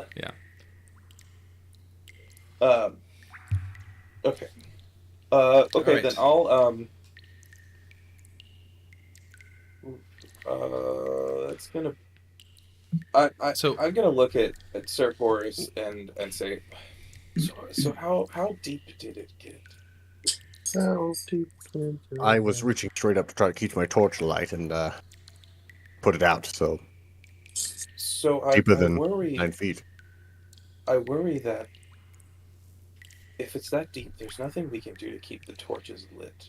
Because if we contain ourselves in the water using my spell, you're gonna run out of oxygen. I don't think it's. I feel like I can hold my breath long enough to make it to the other side. And I've already lost my torch, so if we need to come back up at any point, I'll swim up and come back down. Yeah, your torch is fucked. You absolutely can't relight this until you take a long rest. So, Horace's torch is fucked. Can I not magically relight it? You can't. I mean, you can start a fire, sure, but you can't light wet fuel.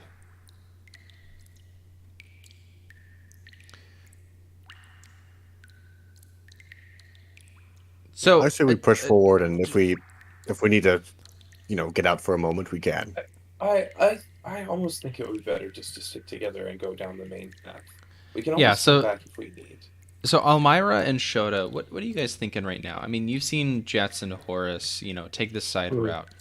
So what are you two thinking in this moment, or doing for that matter? I mean, if you guys want to cross the gap yourselves, you can. I won't hold you back.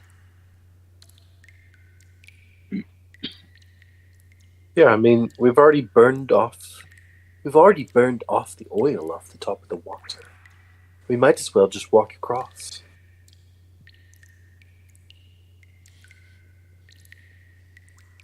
Maybe the most sane observation so far.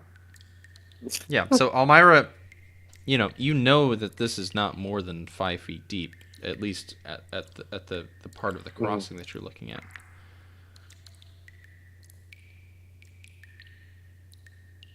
How tall is Almyre? Oh, I'm like 5'2". Just like a hold your backpack above your head situation, not just like wear it on your back and just like wade across. I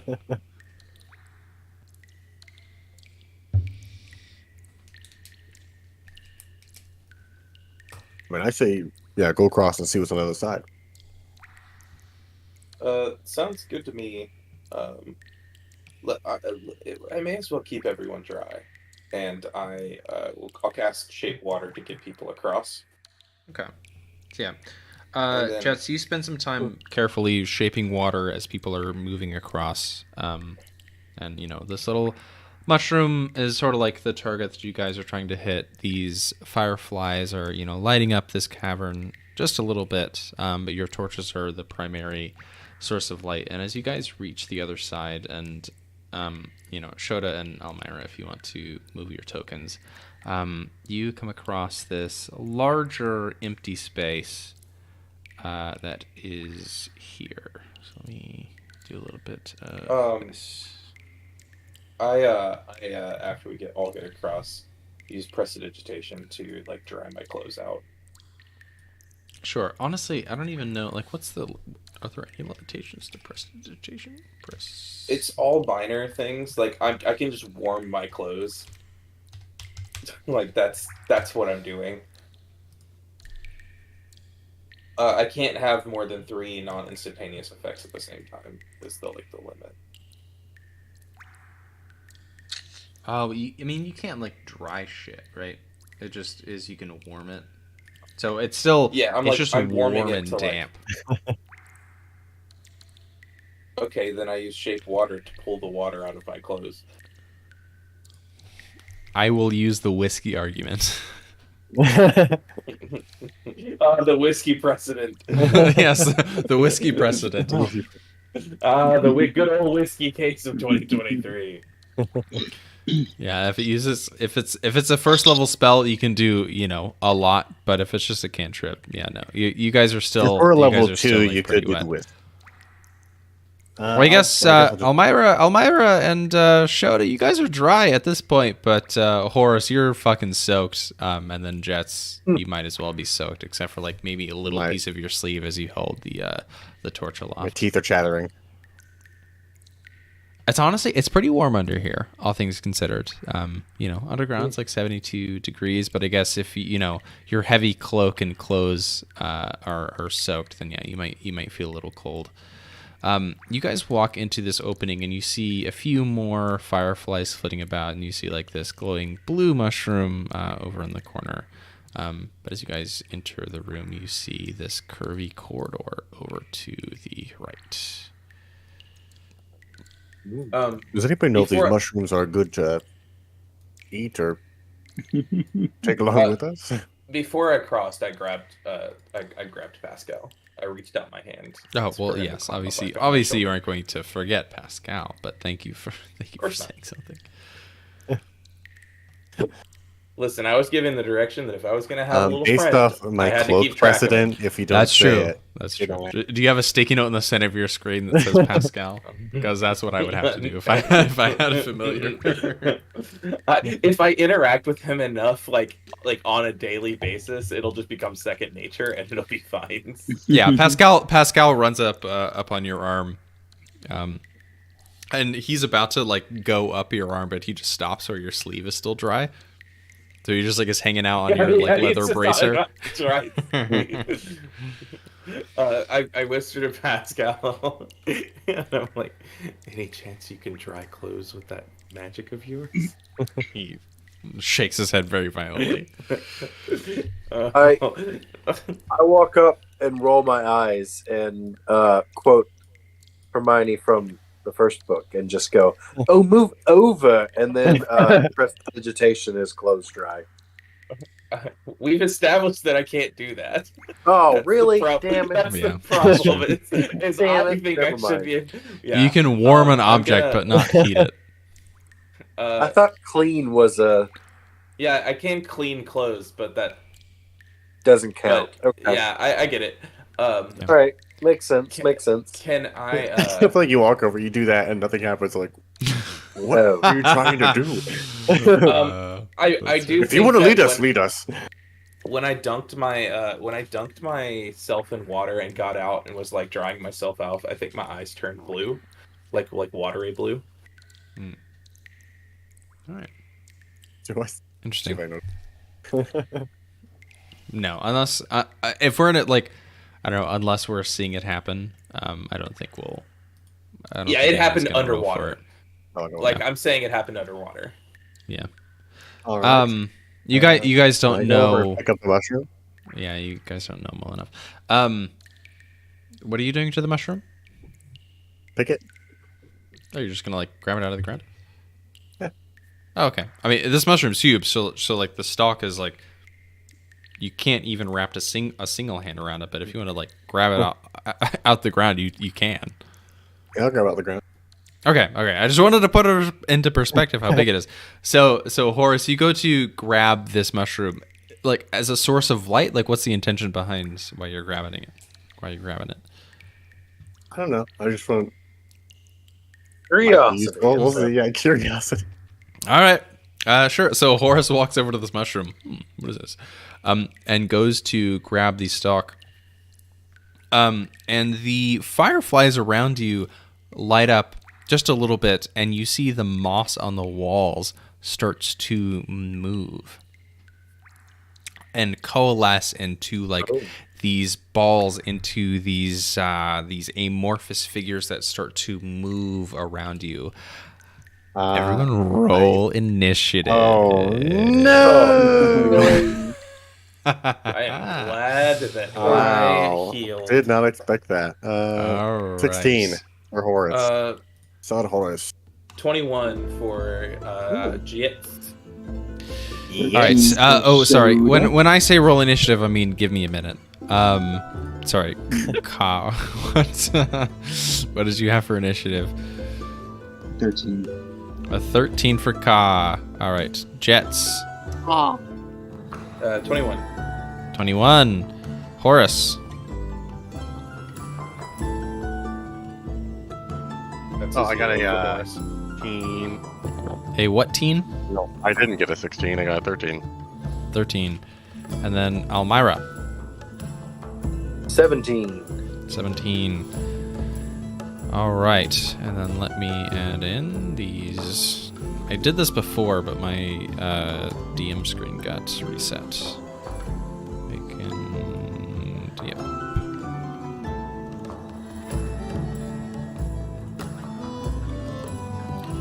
Alright, and they all somehow roll the same initiative. That's kind of wild. Alright.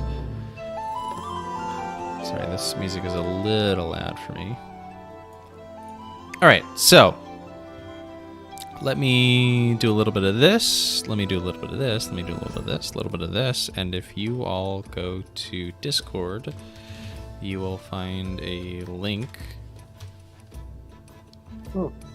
to give me like another 4 seconds. Oh, it's only showing me my friends? What the hell? Showing me servers. There we go. Okay. There you are.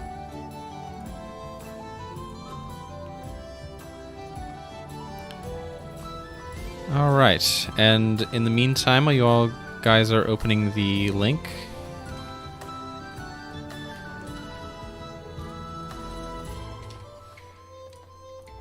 I am G.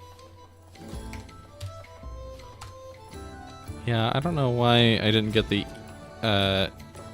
EATZ there, but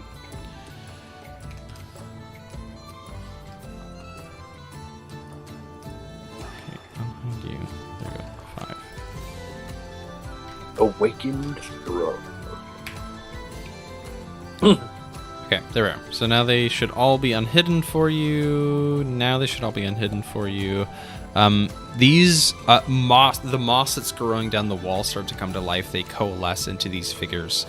Jeatz, it is your turn as you see this moss. Horace picks up this mushroom, and this moss starts to come alive along the walls for you.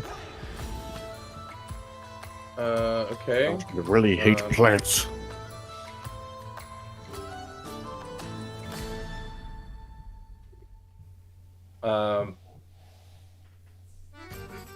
I guess I'm gonna use...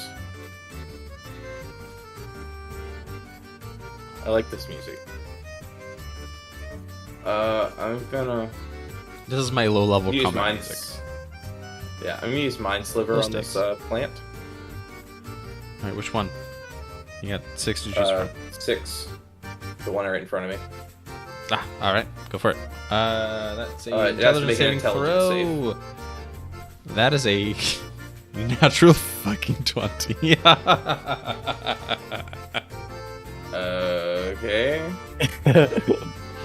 Then I do fucking nothing. Alright. And I had no idea. Bonus action. Can I bonus action dagger him? No. In order to use a bonus action attack, you must have made an attack with your main hand. Really? Yes. It's a bummer. But if I wanted to do it the opposite way around, if I had a bonus action spell, I could.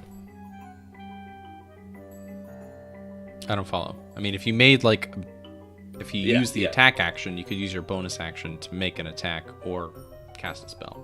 Okay. But bonus action attacks have to be with a light or finesse weapon. I don't remember. I think it has to be a light weapon. That is not the same weapon that you use for your main attack. So you can't have a dagger, make a main attack, use that same dagger as a bonus action. It literally has to be I use a dagger, but I also have a second dagger equipped, and then I use my second dagger to also bonus action. Okay. So you can't early force 2-weapon attacks without taking some dip into 2-weapon fighting or some shit like that. What's the rule on bonus actions versus action spells? Do you have to have a feat to do an action spell and a bonus action spell, or can you do a bonus action cantrip?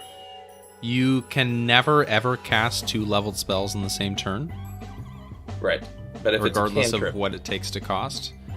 You can cast 1 leveled spell and then a cantrip, right? Yeah. Yes. But there's no bonus action cantrips. That is true. Which if you use your action to cantrip, but you could... Oh, okay. If you use your action to cast Mind Sliver as your cantrip, you can then bonus action spell if you want. That's not what I'm gonna... okay. Yeah, then that's what...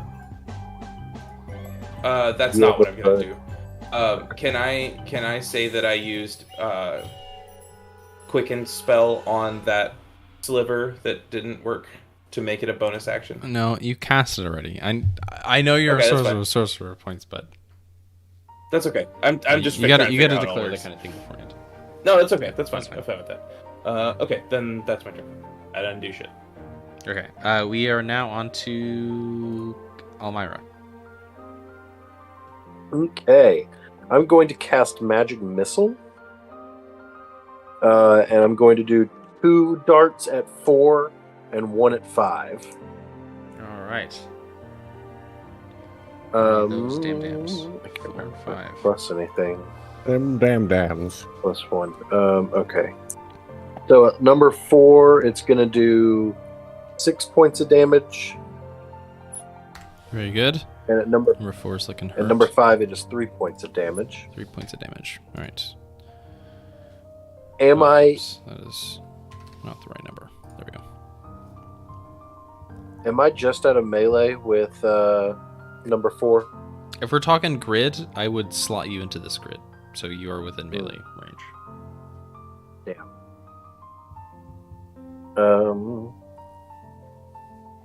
Yeah, I think I'm fine. So I guess maybe we establish this now. I mean, you guys, as you're adventuring, obviously I'm not going to expect you to be in a grid, but when we roll initiative, I would move you into the closest match in terms of the 5x5 grid goes, if that makes sense. Yeah. So in this case, yes, Almyre, you would be within melee range of shrub 4. Or moss 4, I should say. Shrubbery? Request a shrubbery. Do I have any bonus actions?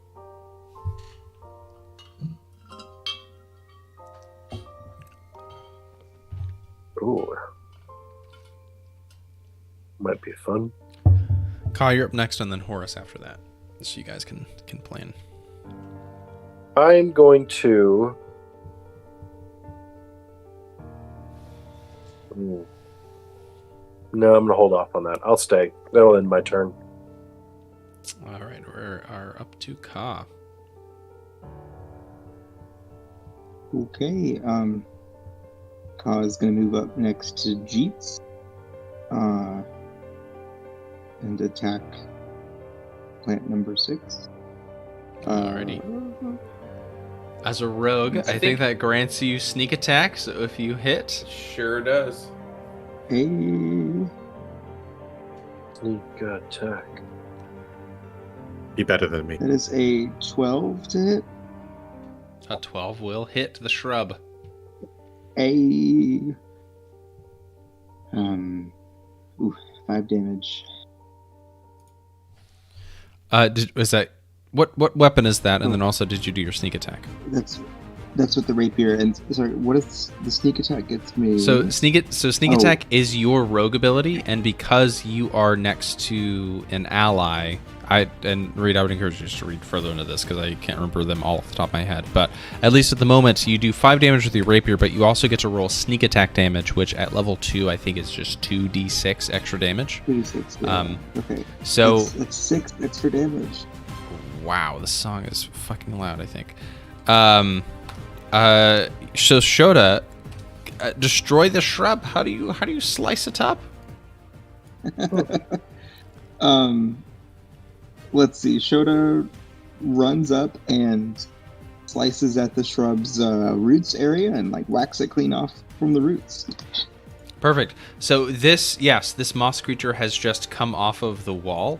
And Shota, you cut it clean off, clean through, and it immediately withers and dies right in front of you. Brilliant. All right, so we shall take shrub 6 out of the running. Very good. That's Shota's turn. Very nice. Perfect.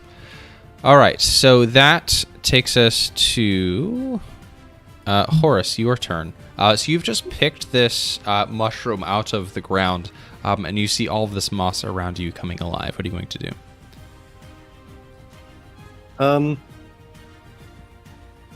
Could I use a reaction to use brace, which allows me to, since the creature I like to come into my melee range, so I could attack it?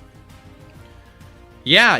As this moss comes alive, it suddenly becomes a creature that you can attack. So yeah, you can absolutely use your reaction before your turn starts to hit number 5. Let go of the mushroom, and I'll turn around and attack number 5 with brace, the maneuver. Sure. That is a... That Battlemaster maneuver. Man, 14. Battlemaster might be the best fighter subclass. 14 to hit, absolutely.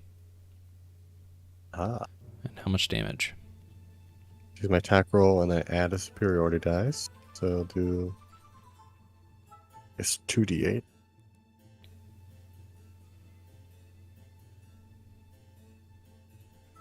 So that is a 9 damage, and then with the superiority die, that's 13 damage.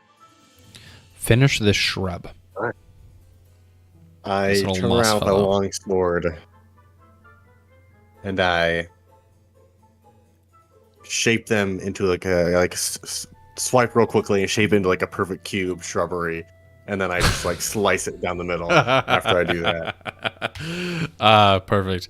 Yes, you in your days have fought many an awakened shrub, and you know exactly how to slice them up in the perfect manner. So yes, you absolutely take care of shrub number 5, or moss fella number 5, however you want to see it. They're shrubs that are wet. So are they shrub or are they moss? It's hard to tell. All right. And then, so I guess I still have. That was my brace, so I guess I still have my action. Yeah, so that was your reaction. So now we're starting your turn. So now you basically still have your full turn. I'll go to number 1. I'll make an attack. That is a 10. 10 will hit. Oh, God. 8. That's a 11 damage. 11. Finish this other shrub. They're not particularly. I turn it into a perfect circle, and I chop it in half, just like the other one. Horace is over here, just a tree trimmer through and through. All right, so that is shrub number 1 taken care of. You still have your movement and bonus action. I guess I'll move. Where do I have? Yeah, I guess I can move to this one, number 2, and go out with my dagger. Normally an attack roll with that dagger. 15 to hit. 15 hits. And that is a 5 damage. 5 damage. All right. 5 damage to number 2. All right, Horace, going to work. All right. So, Horace, that being your turn, we're going to move to the shrubs. Or the moss, rather. So, number 2 is up first, is going to take an attack roll on you. Now, they don't have a great to hit. An 8 will miss Horace. Number yes, 3... and I will use the superiority dice. Nice. Oh, you're going to... Okay, Oh. all right. You do get your action back. To riposte, very good. That is a dirty 20 to hit. A dirty 20 definitely hits. And then that is a... Add my spirit dice. 15 damage. 15 damage. Finish this shrub. God damn, Horace going to work. I just do different shapes. I do a pyramid. Chop them in half. Perfect, yeah. You shape this moss that's going alive into a pyramid and absolutely shred it. Its roots dies and it turns brown. Brilliant. God damn. Putting my skills to work. All right, so shrub number 3 is going to move over here to Almyre and take an attack. It's going to be an 18 to hit. That will hit. All right. Almyre, you're going to take 2 slashing damage as this shrub sort of hardens its roots and slashes at you. Cool. All right. That shrub 4, which is also going to take another slash at Almyre. Mm-hmm. An 8 is going to hit. An 8 is going to miss, I imagine. 8 will miss, yes, so, correct. Almyre, you're able to step out of the way at the last second. That takes us back up to Jeatz. I think they're scared of being sassed. Okay. Well, if that's the case, then I'm going to move up. I'm going to quicken spell on Mind Sliver and attack.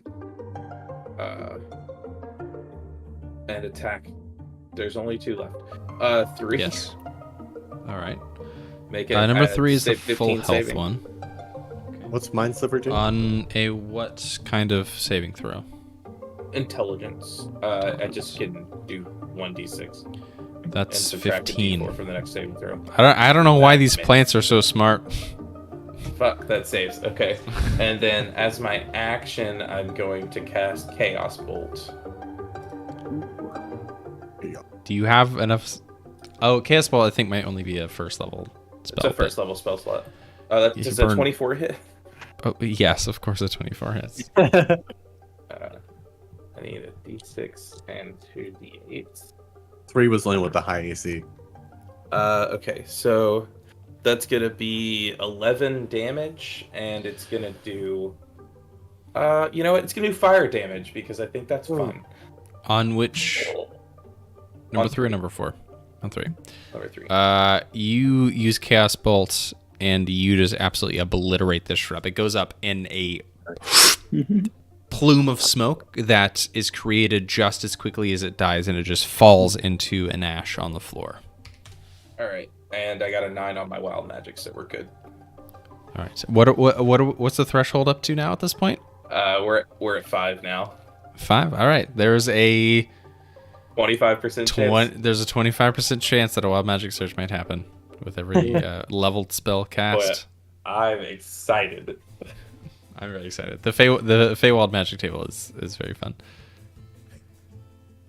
Alrighty. Cool. So that takes us to Almyre's turn. You see that. I guess Jeatz. I guess you still have your movement if you want to move any further. No, I'm good. Okay, so that Almyre, that takes us to your turn. You see Jeatz just behind you has shot a firebolt right over your shoulder to burn up the shrub. What are you gonna do? Sorry, I give Jeatz a wink. Moss. I give Jeatz a wink, as in I can do that too, and I shall shoot firebolt at number 4. All right, give me an attack roll. That is a 21 to hit. 21 absolutely hits. Nice. Are you kidding me? 1 damage. 1 damage. Well, fortunately for you, they're vulnerable to fire, so it ups it to 2, but it's still alive. Dude. Man. Well, that sucked. All right. Well, that unless you want to move or bonus action. Let me see if I got a bonus action. No. Yeah, magic user bonus actions are pretty limited. All right, Ka slash Shota. That's over to you. Okay, Ka is going to move up towards the last remaining plant creature here. All right. And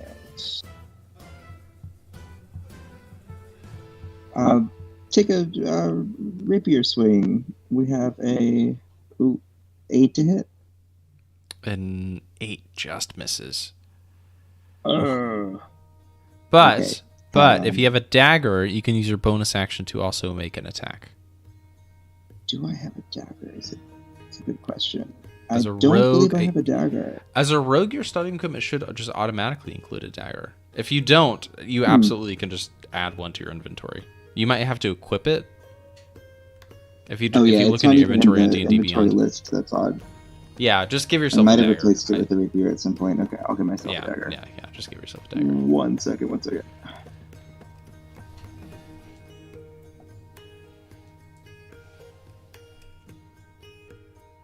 Okay, I feel like the rogue starting equipment is like a finesse weapon plus a dagger is like one of the options. But yeah. Okay, I think I probably unequipped it thinking that I couldn't use it. All right. Oh, much better. That is a 20 to hit. Absolutely hits, and then with a bonus action attack, you. Oh damn, that's interesting. If you bonus action attack, does sneak attack still count as long as you hit the creature in that same turn? It might only count for. It just says when you attack a creature, if I remember correctly. Sneak attack. Once per turn, you can deal an extra sneak attack damage. In this case, you're presently at 2d6 damage to creatures you can hit with an attack. With a finesse or ranged weapon. Are daggers finesse? Yeah. Yes. Yes, they are. I believe they are. So yeah, you can also do your. Yes, so you definitely hit. So do your 1d4 with your dagger damage. You're not adding your dexterity modifier because it's a bonus action attack, but you definitely can also do the extra d6 with your sneak attack because you have a ally within 5 feet. Okay, so the d4 is 7, and then the sneak attack is another 10 damage. That's 17 damage. 17 damage. Hot damn, yeah. Finish this fucking moss creature. Okay. I guess so. Ka's going to swing with the rapier, and that misses, but then come up immediately behind that with a stab from the dagger, which goes right into the shrub creature, and Ka shakes the shrub creature off the dagger and steps away.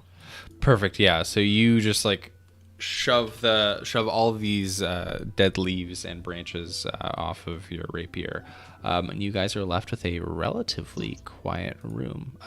These fireflies, undisturbed about what's going on. You are left with Horace. Did you drop the mushroom back where you had it, or what are you doing with this glowing blue mushroom that you had in your hand?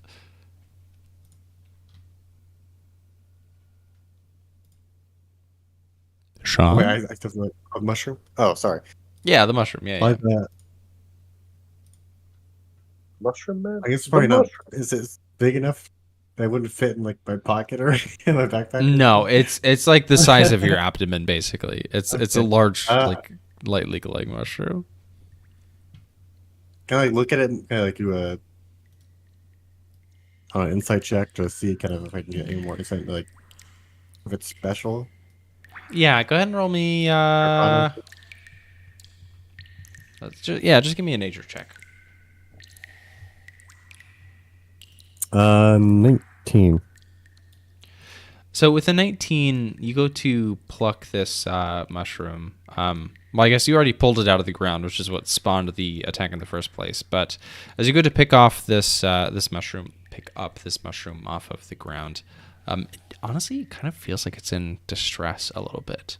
And you having rolled a 19, it feels like there's some unfamiliar things within this cave, is what you can gather from this mushroom. And it's not just you and your friends.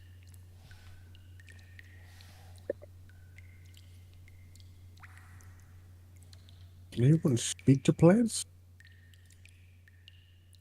I feel like this mushroom might have I guess it's part of a larger network, which maybe caused these things to come out at us. Better we just be careful with any future mushrooms we see. Yeah. I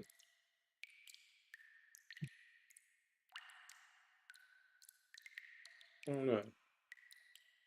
Is that something that somebody can do? Speak to plants?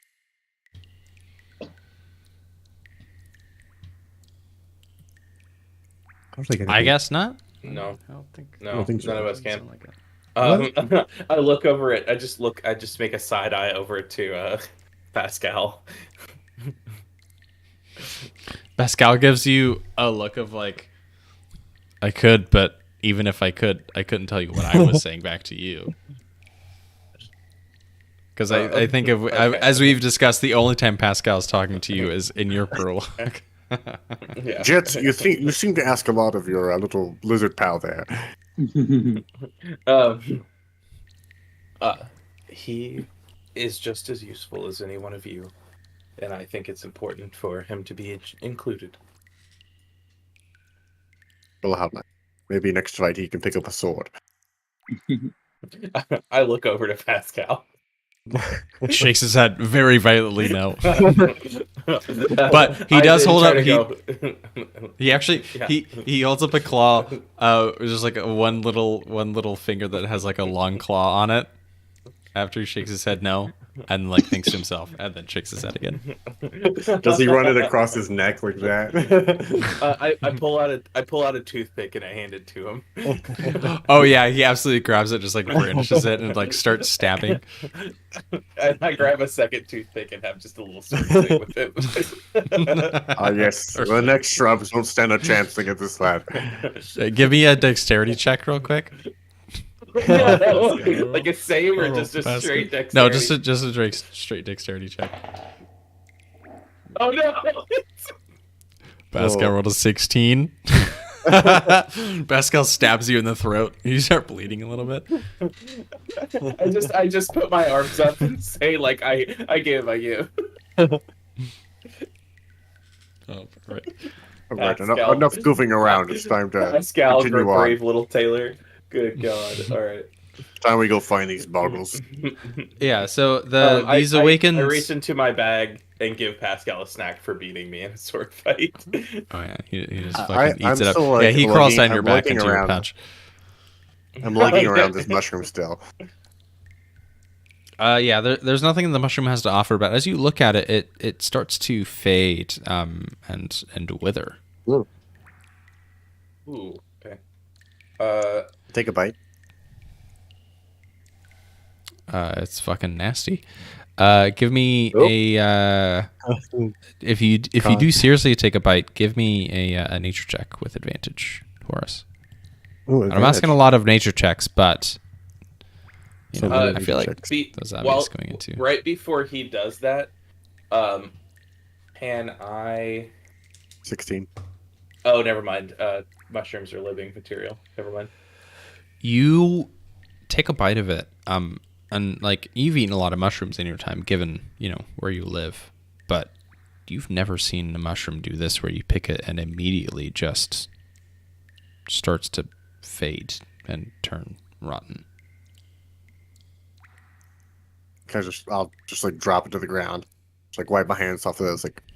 Yeah, and as you drop it to the ground, you swear you can see it start to decompose right in front of you. This is definitely out of the ordinary. Strange magic here, definitely. And I'll just signal to the group to continue on. All right. So ahead of you, assuming any of you want to do anything else in this little open area, there's a little curved corridor up ahead. Ooh.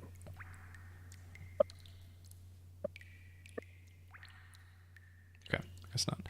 And Lead the way, Mushroom Man. Yes. Horace, you lead the rest of the party forward, and you see... why is cone selected? I don't want a cone. You move your way forward into this curvy little pathway. Looks like a bowel system. It does look like a bowel system. I don't like it. I'm actually going to have you guys be shit out of a butt. A literal butt. Good. You said we were getting weird. Let's go. You know what? Now that I think like about it, maybe I rock should have giant. just actually done that. I just have to take my intrusive thoughts to their logical conclusion. Yes, of Okay. course. I guess I'm just gonna carefully look around this corner just to make sure there's not anything like surprising. It's a little, you guys can curve here. actively see me undoing the fog. That's kind of wild. Yeah. Yeah. I like that. We can see that like room that. down below. We saw it. Ooh.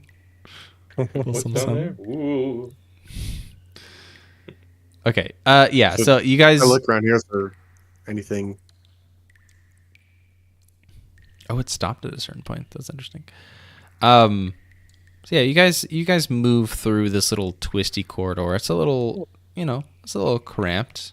I don't know how much you fancy yourselves as spelunkers, but you do find yourself in another small open area, and the path before you splits in two.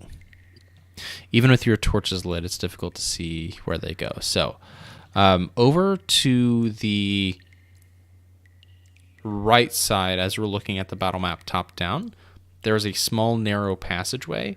Over to the left side is a little more open. So this way here is open, this way is a little tight.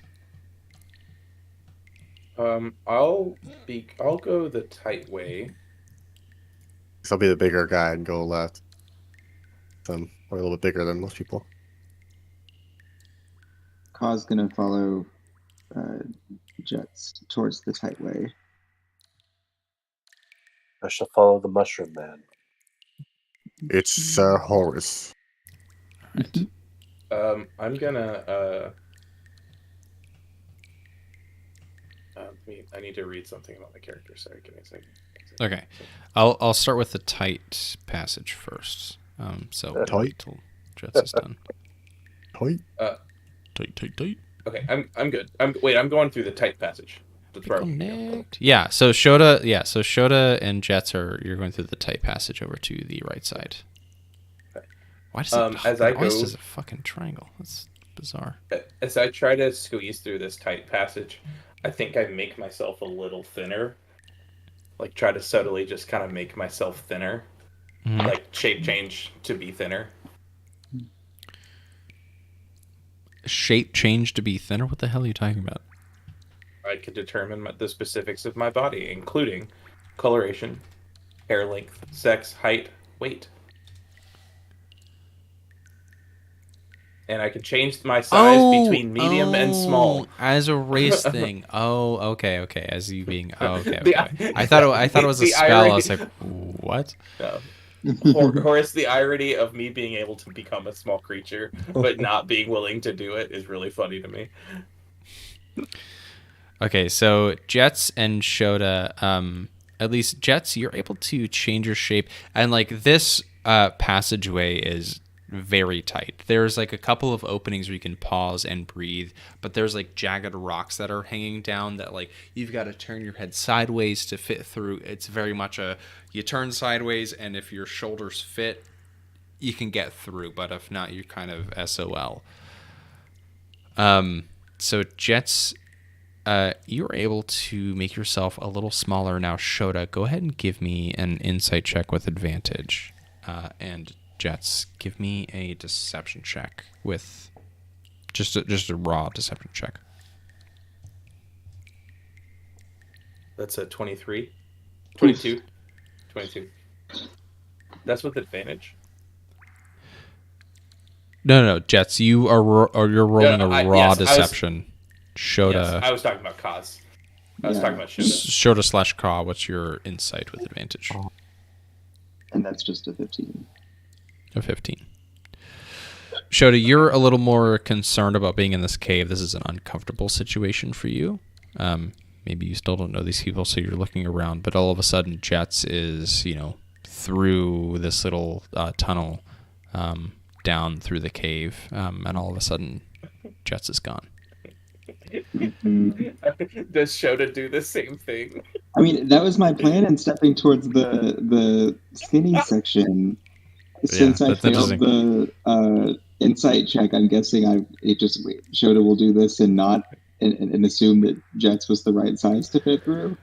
Absolutely. So Jeatz, you're moving through. As you look back at Shota, Jeatz, you may give me. Now, I guess we have to talk about the torch situation.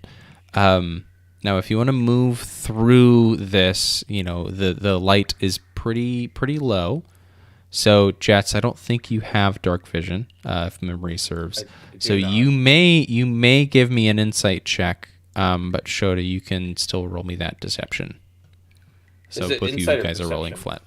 So, Jeatz, you're rolling insight, and Shota, you are rolling deception. I rolled a 13. 21. I love this. I love this dance. It's so good. It's so good. I love it. All right, so you guys continue on down through this tight cavern until you reach a little bit of a moment of release. But we will shift back over to. Before we get back, can I just look at Shota and be like, oh, Shota, slim. You're looking pretty slim over there, friend. Dude, yeah, you both have just like shrunken in height and size, so like comparatively, you're basically the same. Yeah, no, never mind. I don't say that at all. I want everyone else to notice when we suddenly just show up shorter. Yeah, that's what I was thinking. Okay. So Horace and Almyre, you were walking along the wider passage with torches in hand, and what you see as you're walking along, you see this cavern open up with an area over in front of you, but you look over to your left, Horace, and you see, and I guess Almyre, if you're behind. You see this big-headed goblin with these golden, beady eyes sitting on this mushroom in front of you, swinging his feet along, using this mushroom as a seat. And you can see that he's left sort of this puddle of oil on him as he's sitting on this mushroom. And he suddenly locks eyes with you. Says, Who are you? I think I might be the person whose house you burned. What? No, that wasn't me. was my brothers? Your brothers? Where are they? They're talking to Trunk Twig, trying to strike a deal. Seems like this giving away all the information for free. What? And where is this? Who did you say you were talking to? Twig? Trunk Twig. In where is normal this human Trunk language, Twig? that's Trunk Twig. He's just around the corner. And do you hate your brothers? Why are you just telling me this? Mud and Conk, they wanted me out of it because they thought I'd fuck it up. Oh, so you would have fuck burned up down the my deal. house. Huh? No, I didn't do it. Mud and Conk, they're the experts in You burning didn't things do down. it, but you were wanting to, weren't you? I can't deny that I want to burn things down. And you see he holds his hand up and he just starts oozing oil out of his hand. I like burning things. Yeah, that's true.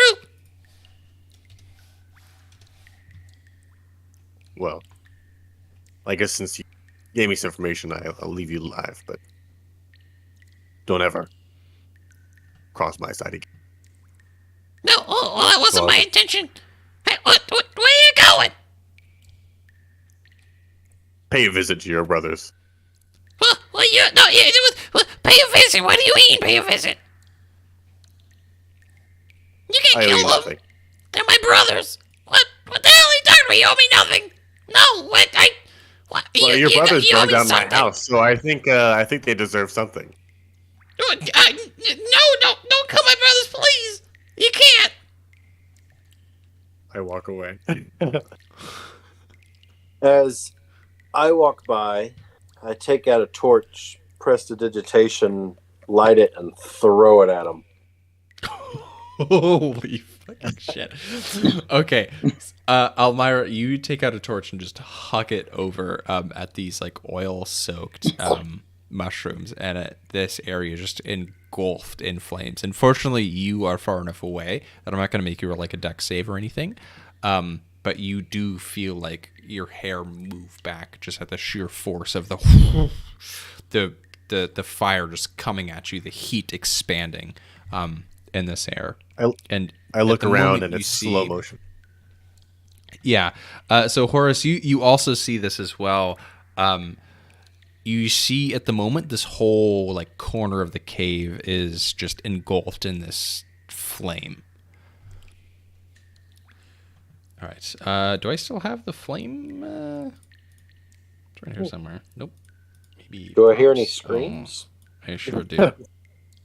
Honestly, the sound of this oil starting to burn is so loud that you can't tell. Wow. It's just and also for the two of you in the smaller part of the cave, you hear this as well. The sound sort of travels faster than the heat. So you look back behind you, can see the cave light up just a little bit, and you can hear some blaze having started. Interesting that That's Blaze not what Pascal. I expected from you. beneath. Okay. Oh, Horace, were you intimating that? Were you saying that to Almyre? Yeah, I was like, that's not what I expected from you at all.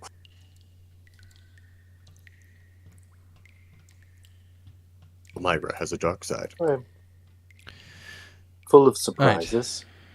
Us in the summer court are accustomed to fire. Are you accustomed to burning people with fire? Maybe I am. Horace is a little sketched. All right, so I Horace, walk a little faster to get some distance. Yeah, so you find a tight area of the cave that you're able to, squeeze through. You've got to sidestep through a little bit, but you find yourself at another little pool. And just, having very good situational awareness, you know that this is probably the other end of the pool that you tried to dive underneath. That was particularly deep. But on the other side, with your torch, you can see another wide open area with some more fireflies floating about. Am I able to leap across? Oh, yeah, absolutely. I mean, this is less than 5 feet. Yeah, both of cool. you, both of you are able to leap across without an issue into this open area with the fireflies. And what I'll say is, I'll go ahead and open up this. The two of you over in the smaller part of the cave, you also are moving down. You guys can sort of see each other across this passageway here as you guys exit your respective parts of the cave. I'll just go to the end.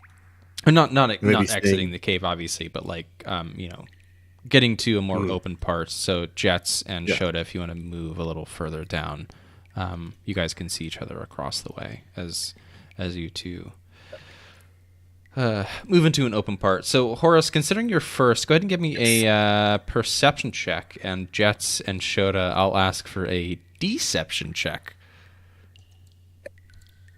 Okay. That's a 10. I got 10. I'm gonna actually use Tides of Chaos to give myself advantage. Okay. And that's a 21. I love using subclass features on roleplay instead of combat. That is very nice. All right, and then Shota, as you're it's really dark. It's really dark, Horace. Even with a torch in your hand, it's difficult to make out your friends. Well, They're a little friends, smaller, so maybe I friends. think they're a lot farther away than they actually are. Yeah, the gap across the water looks pretty big. All right, Avery, just so you know, you can now force me to roll on the Wild Magic Surge table next time I cast a spell. Or any time I cast a first level spell or higher. Wait, what? Why?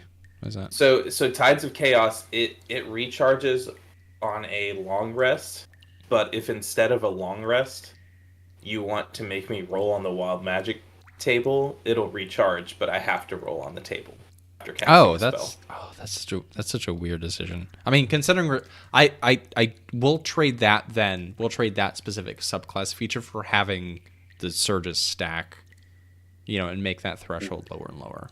Does that sound fine? So I don't want to say only in recharge this. on a.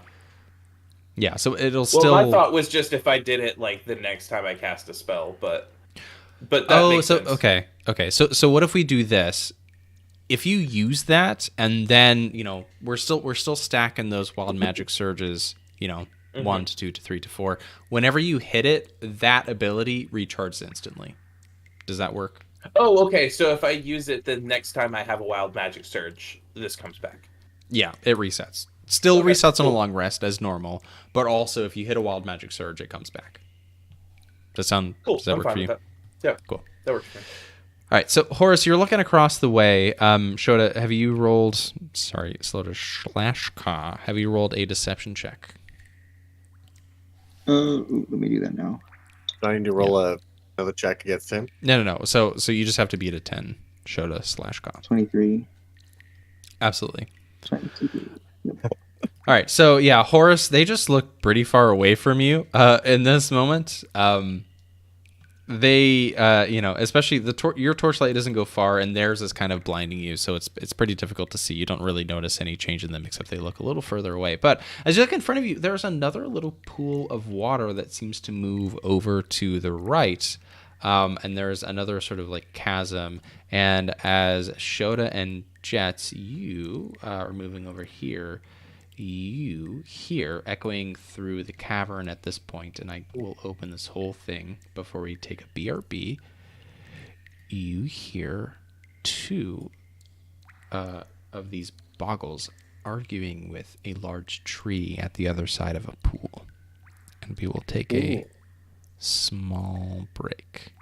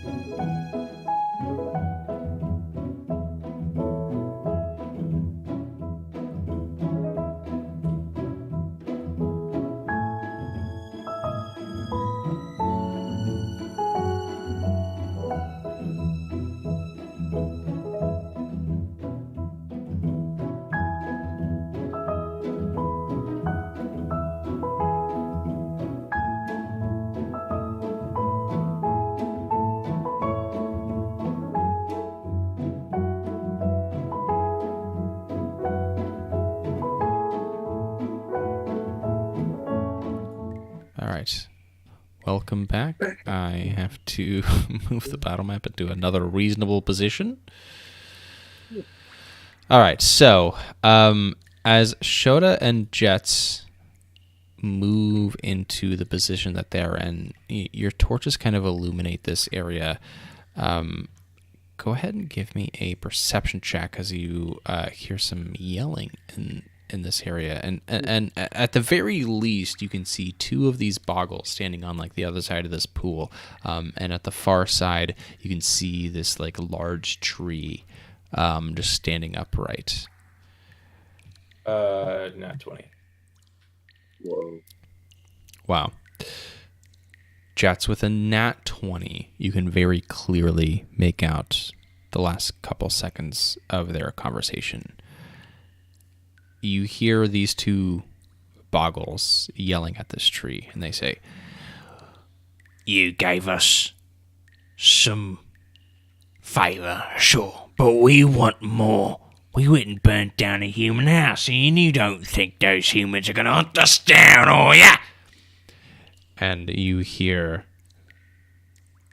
the tree respond, "No, I don't think that they'll hunt you down if you go far away. I paid you for a service to destroy the human's home, and that is all I require of you. You may leave." "Well, unlucky for you, Mr. Trunk Twig. We got oil all around this cave, and we can burn out you and your little shrubs like it was nothing. Okay?"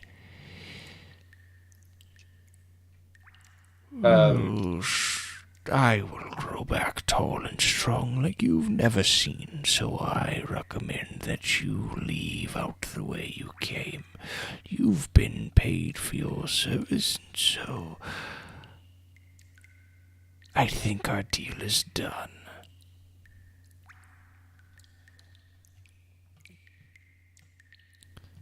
So, Jeatz, having heard that,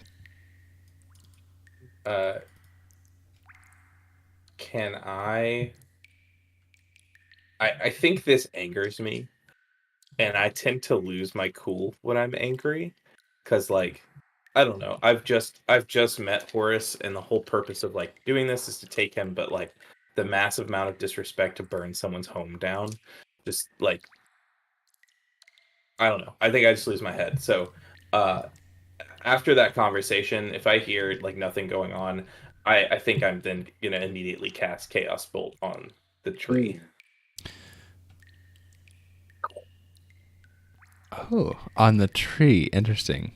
So, Jeatz, you start to cast the spell, and immediately the people in the room, Mud the Boggle, Kunk the Boggle, and Tree Twig all turn towards you as you start to cast the spell at Tree Twig. And that's where we'll end our session. So, I will say, for the future sessions, you guys have a decision to make, basically, for next session. You see that, at the very least, and this is without rolling an insight check or anything, that the boggles are at direct odds with Tree Twig. Tree Twig being a tree. And I guess, but before we like technically in the session,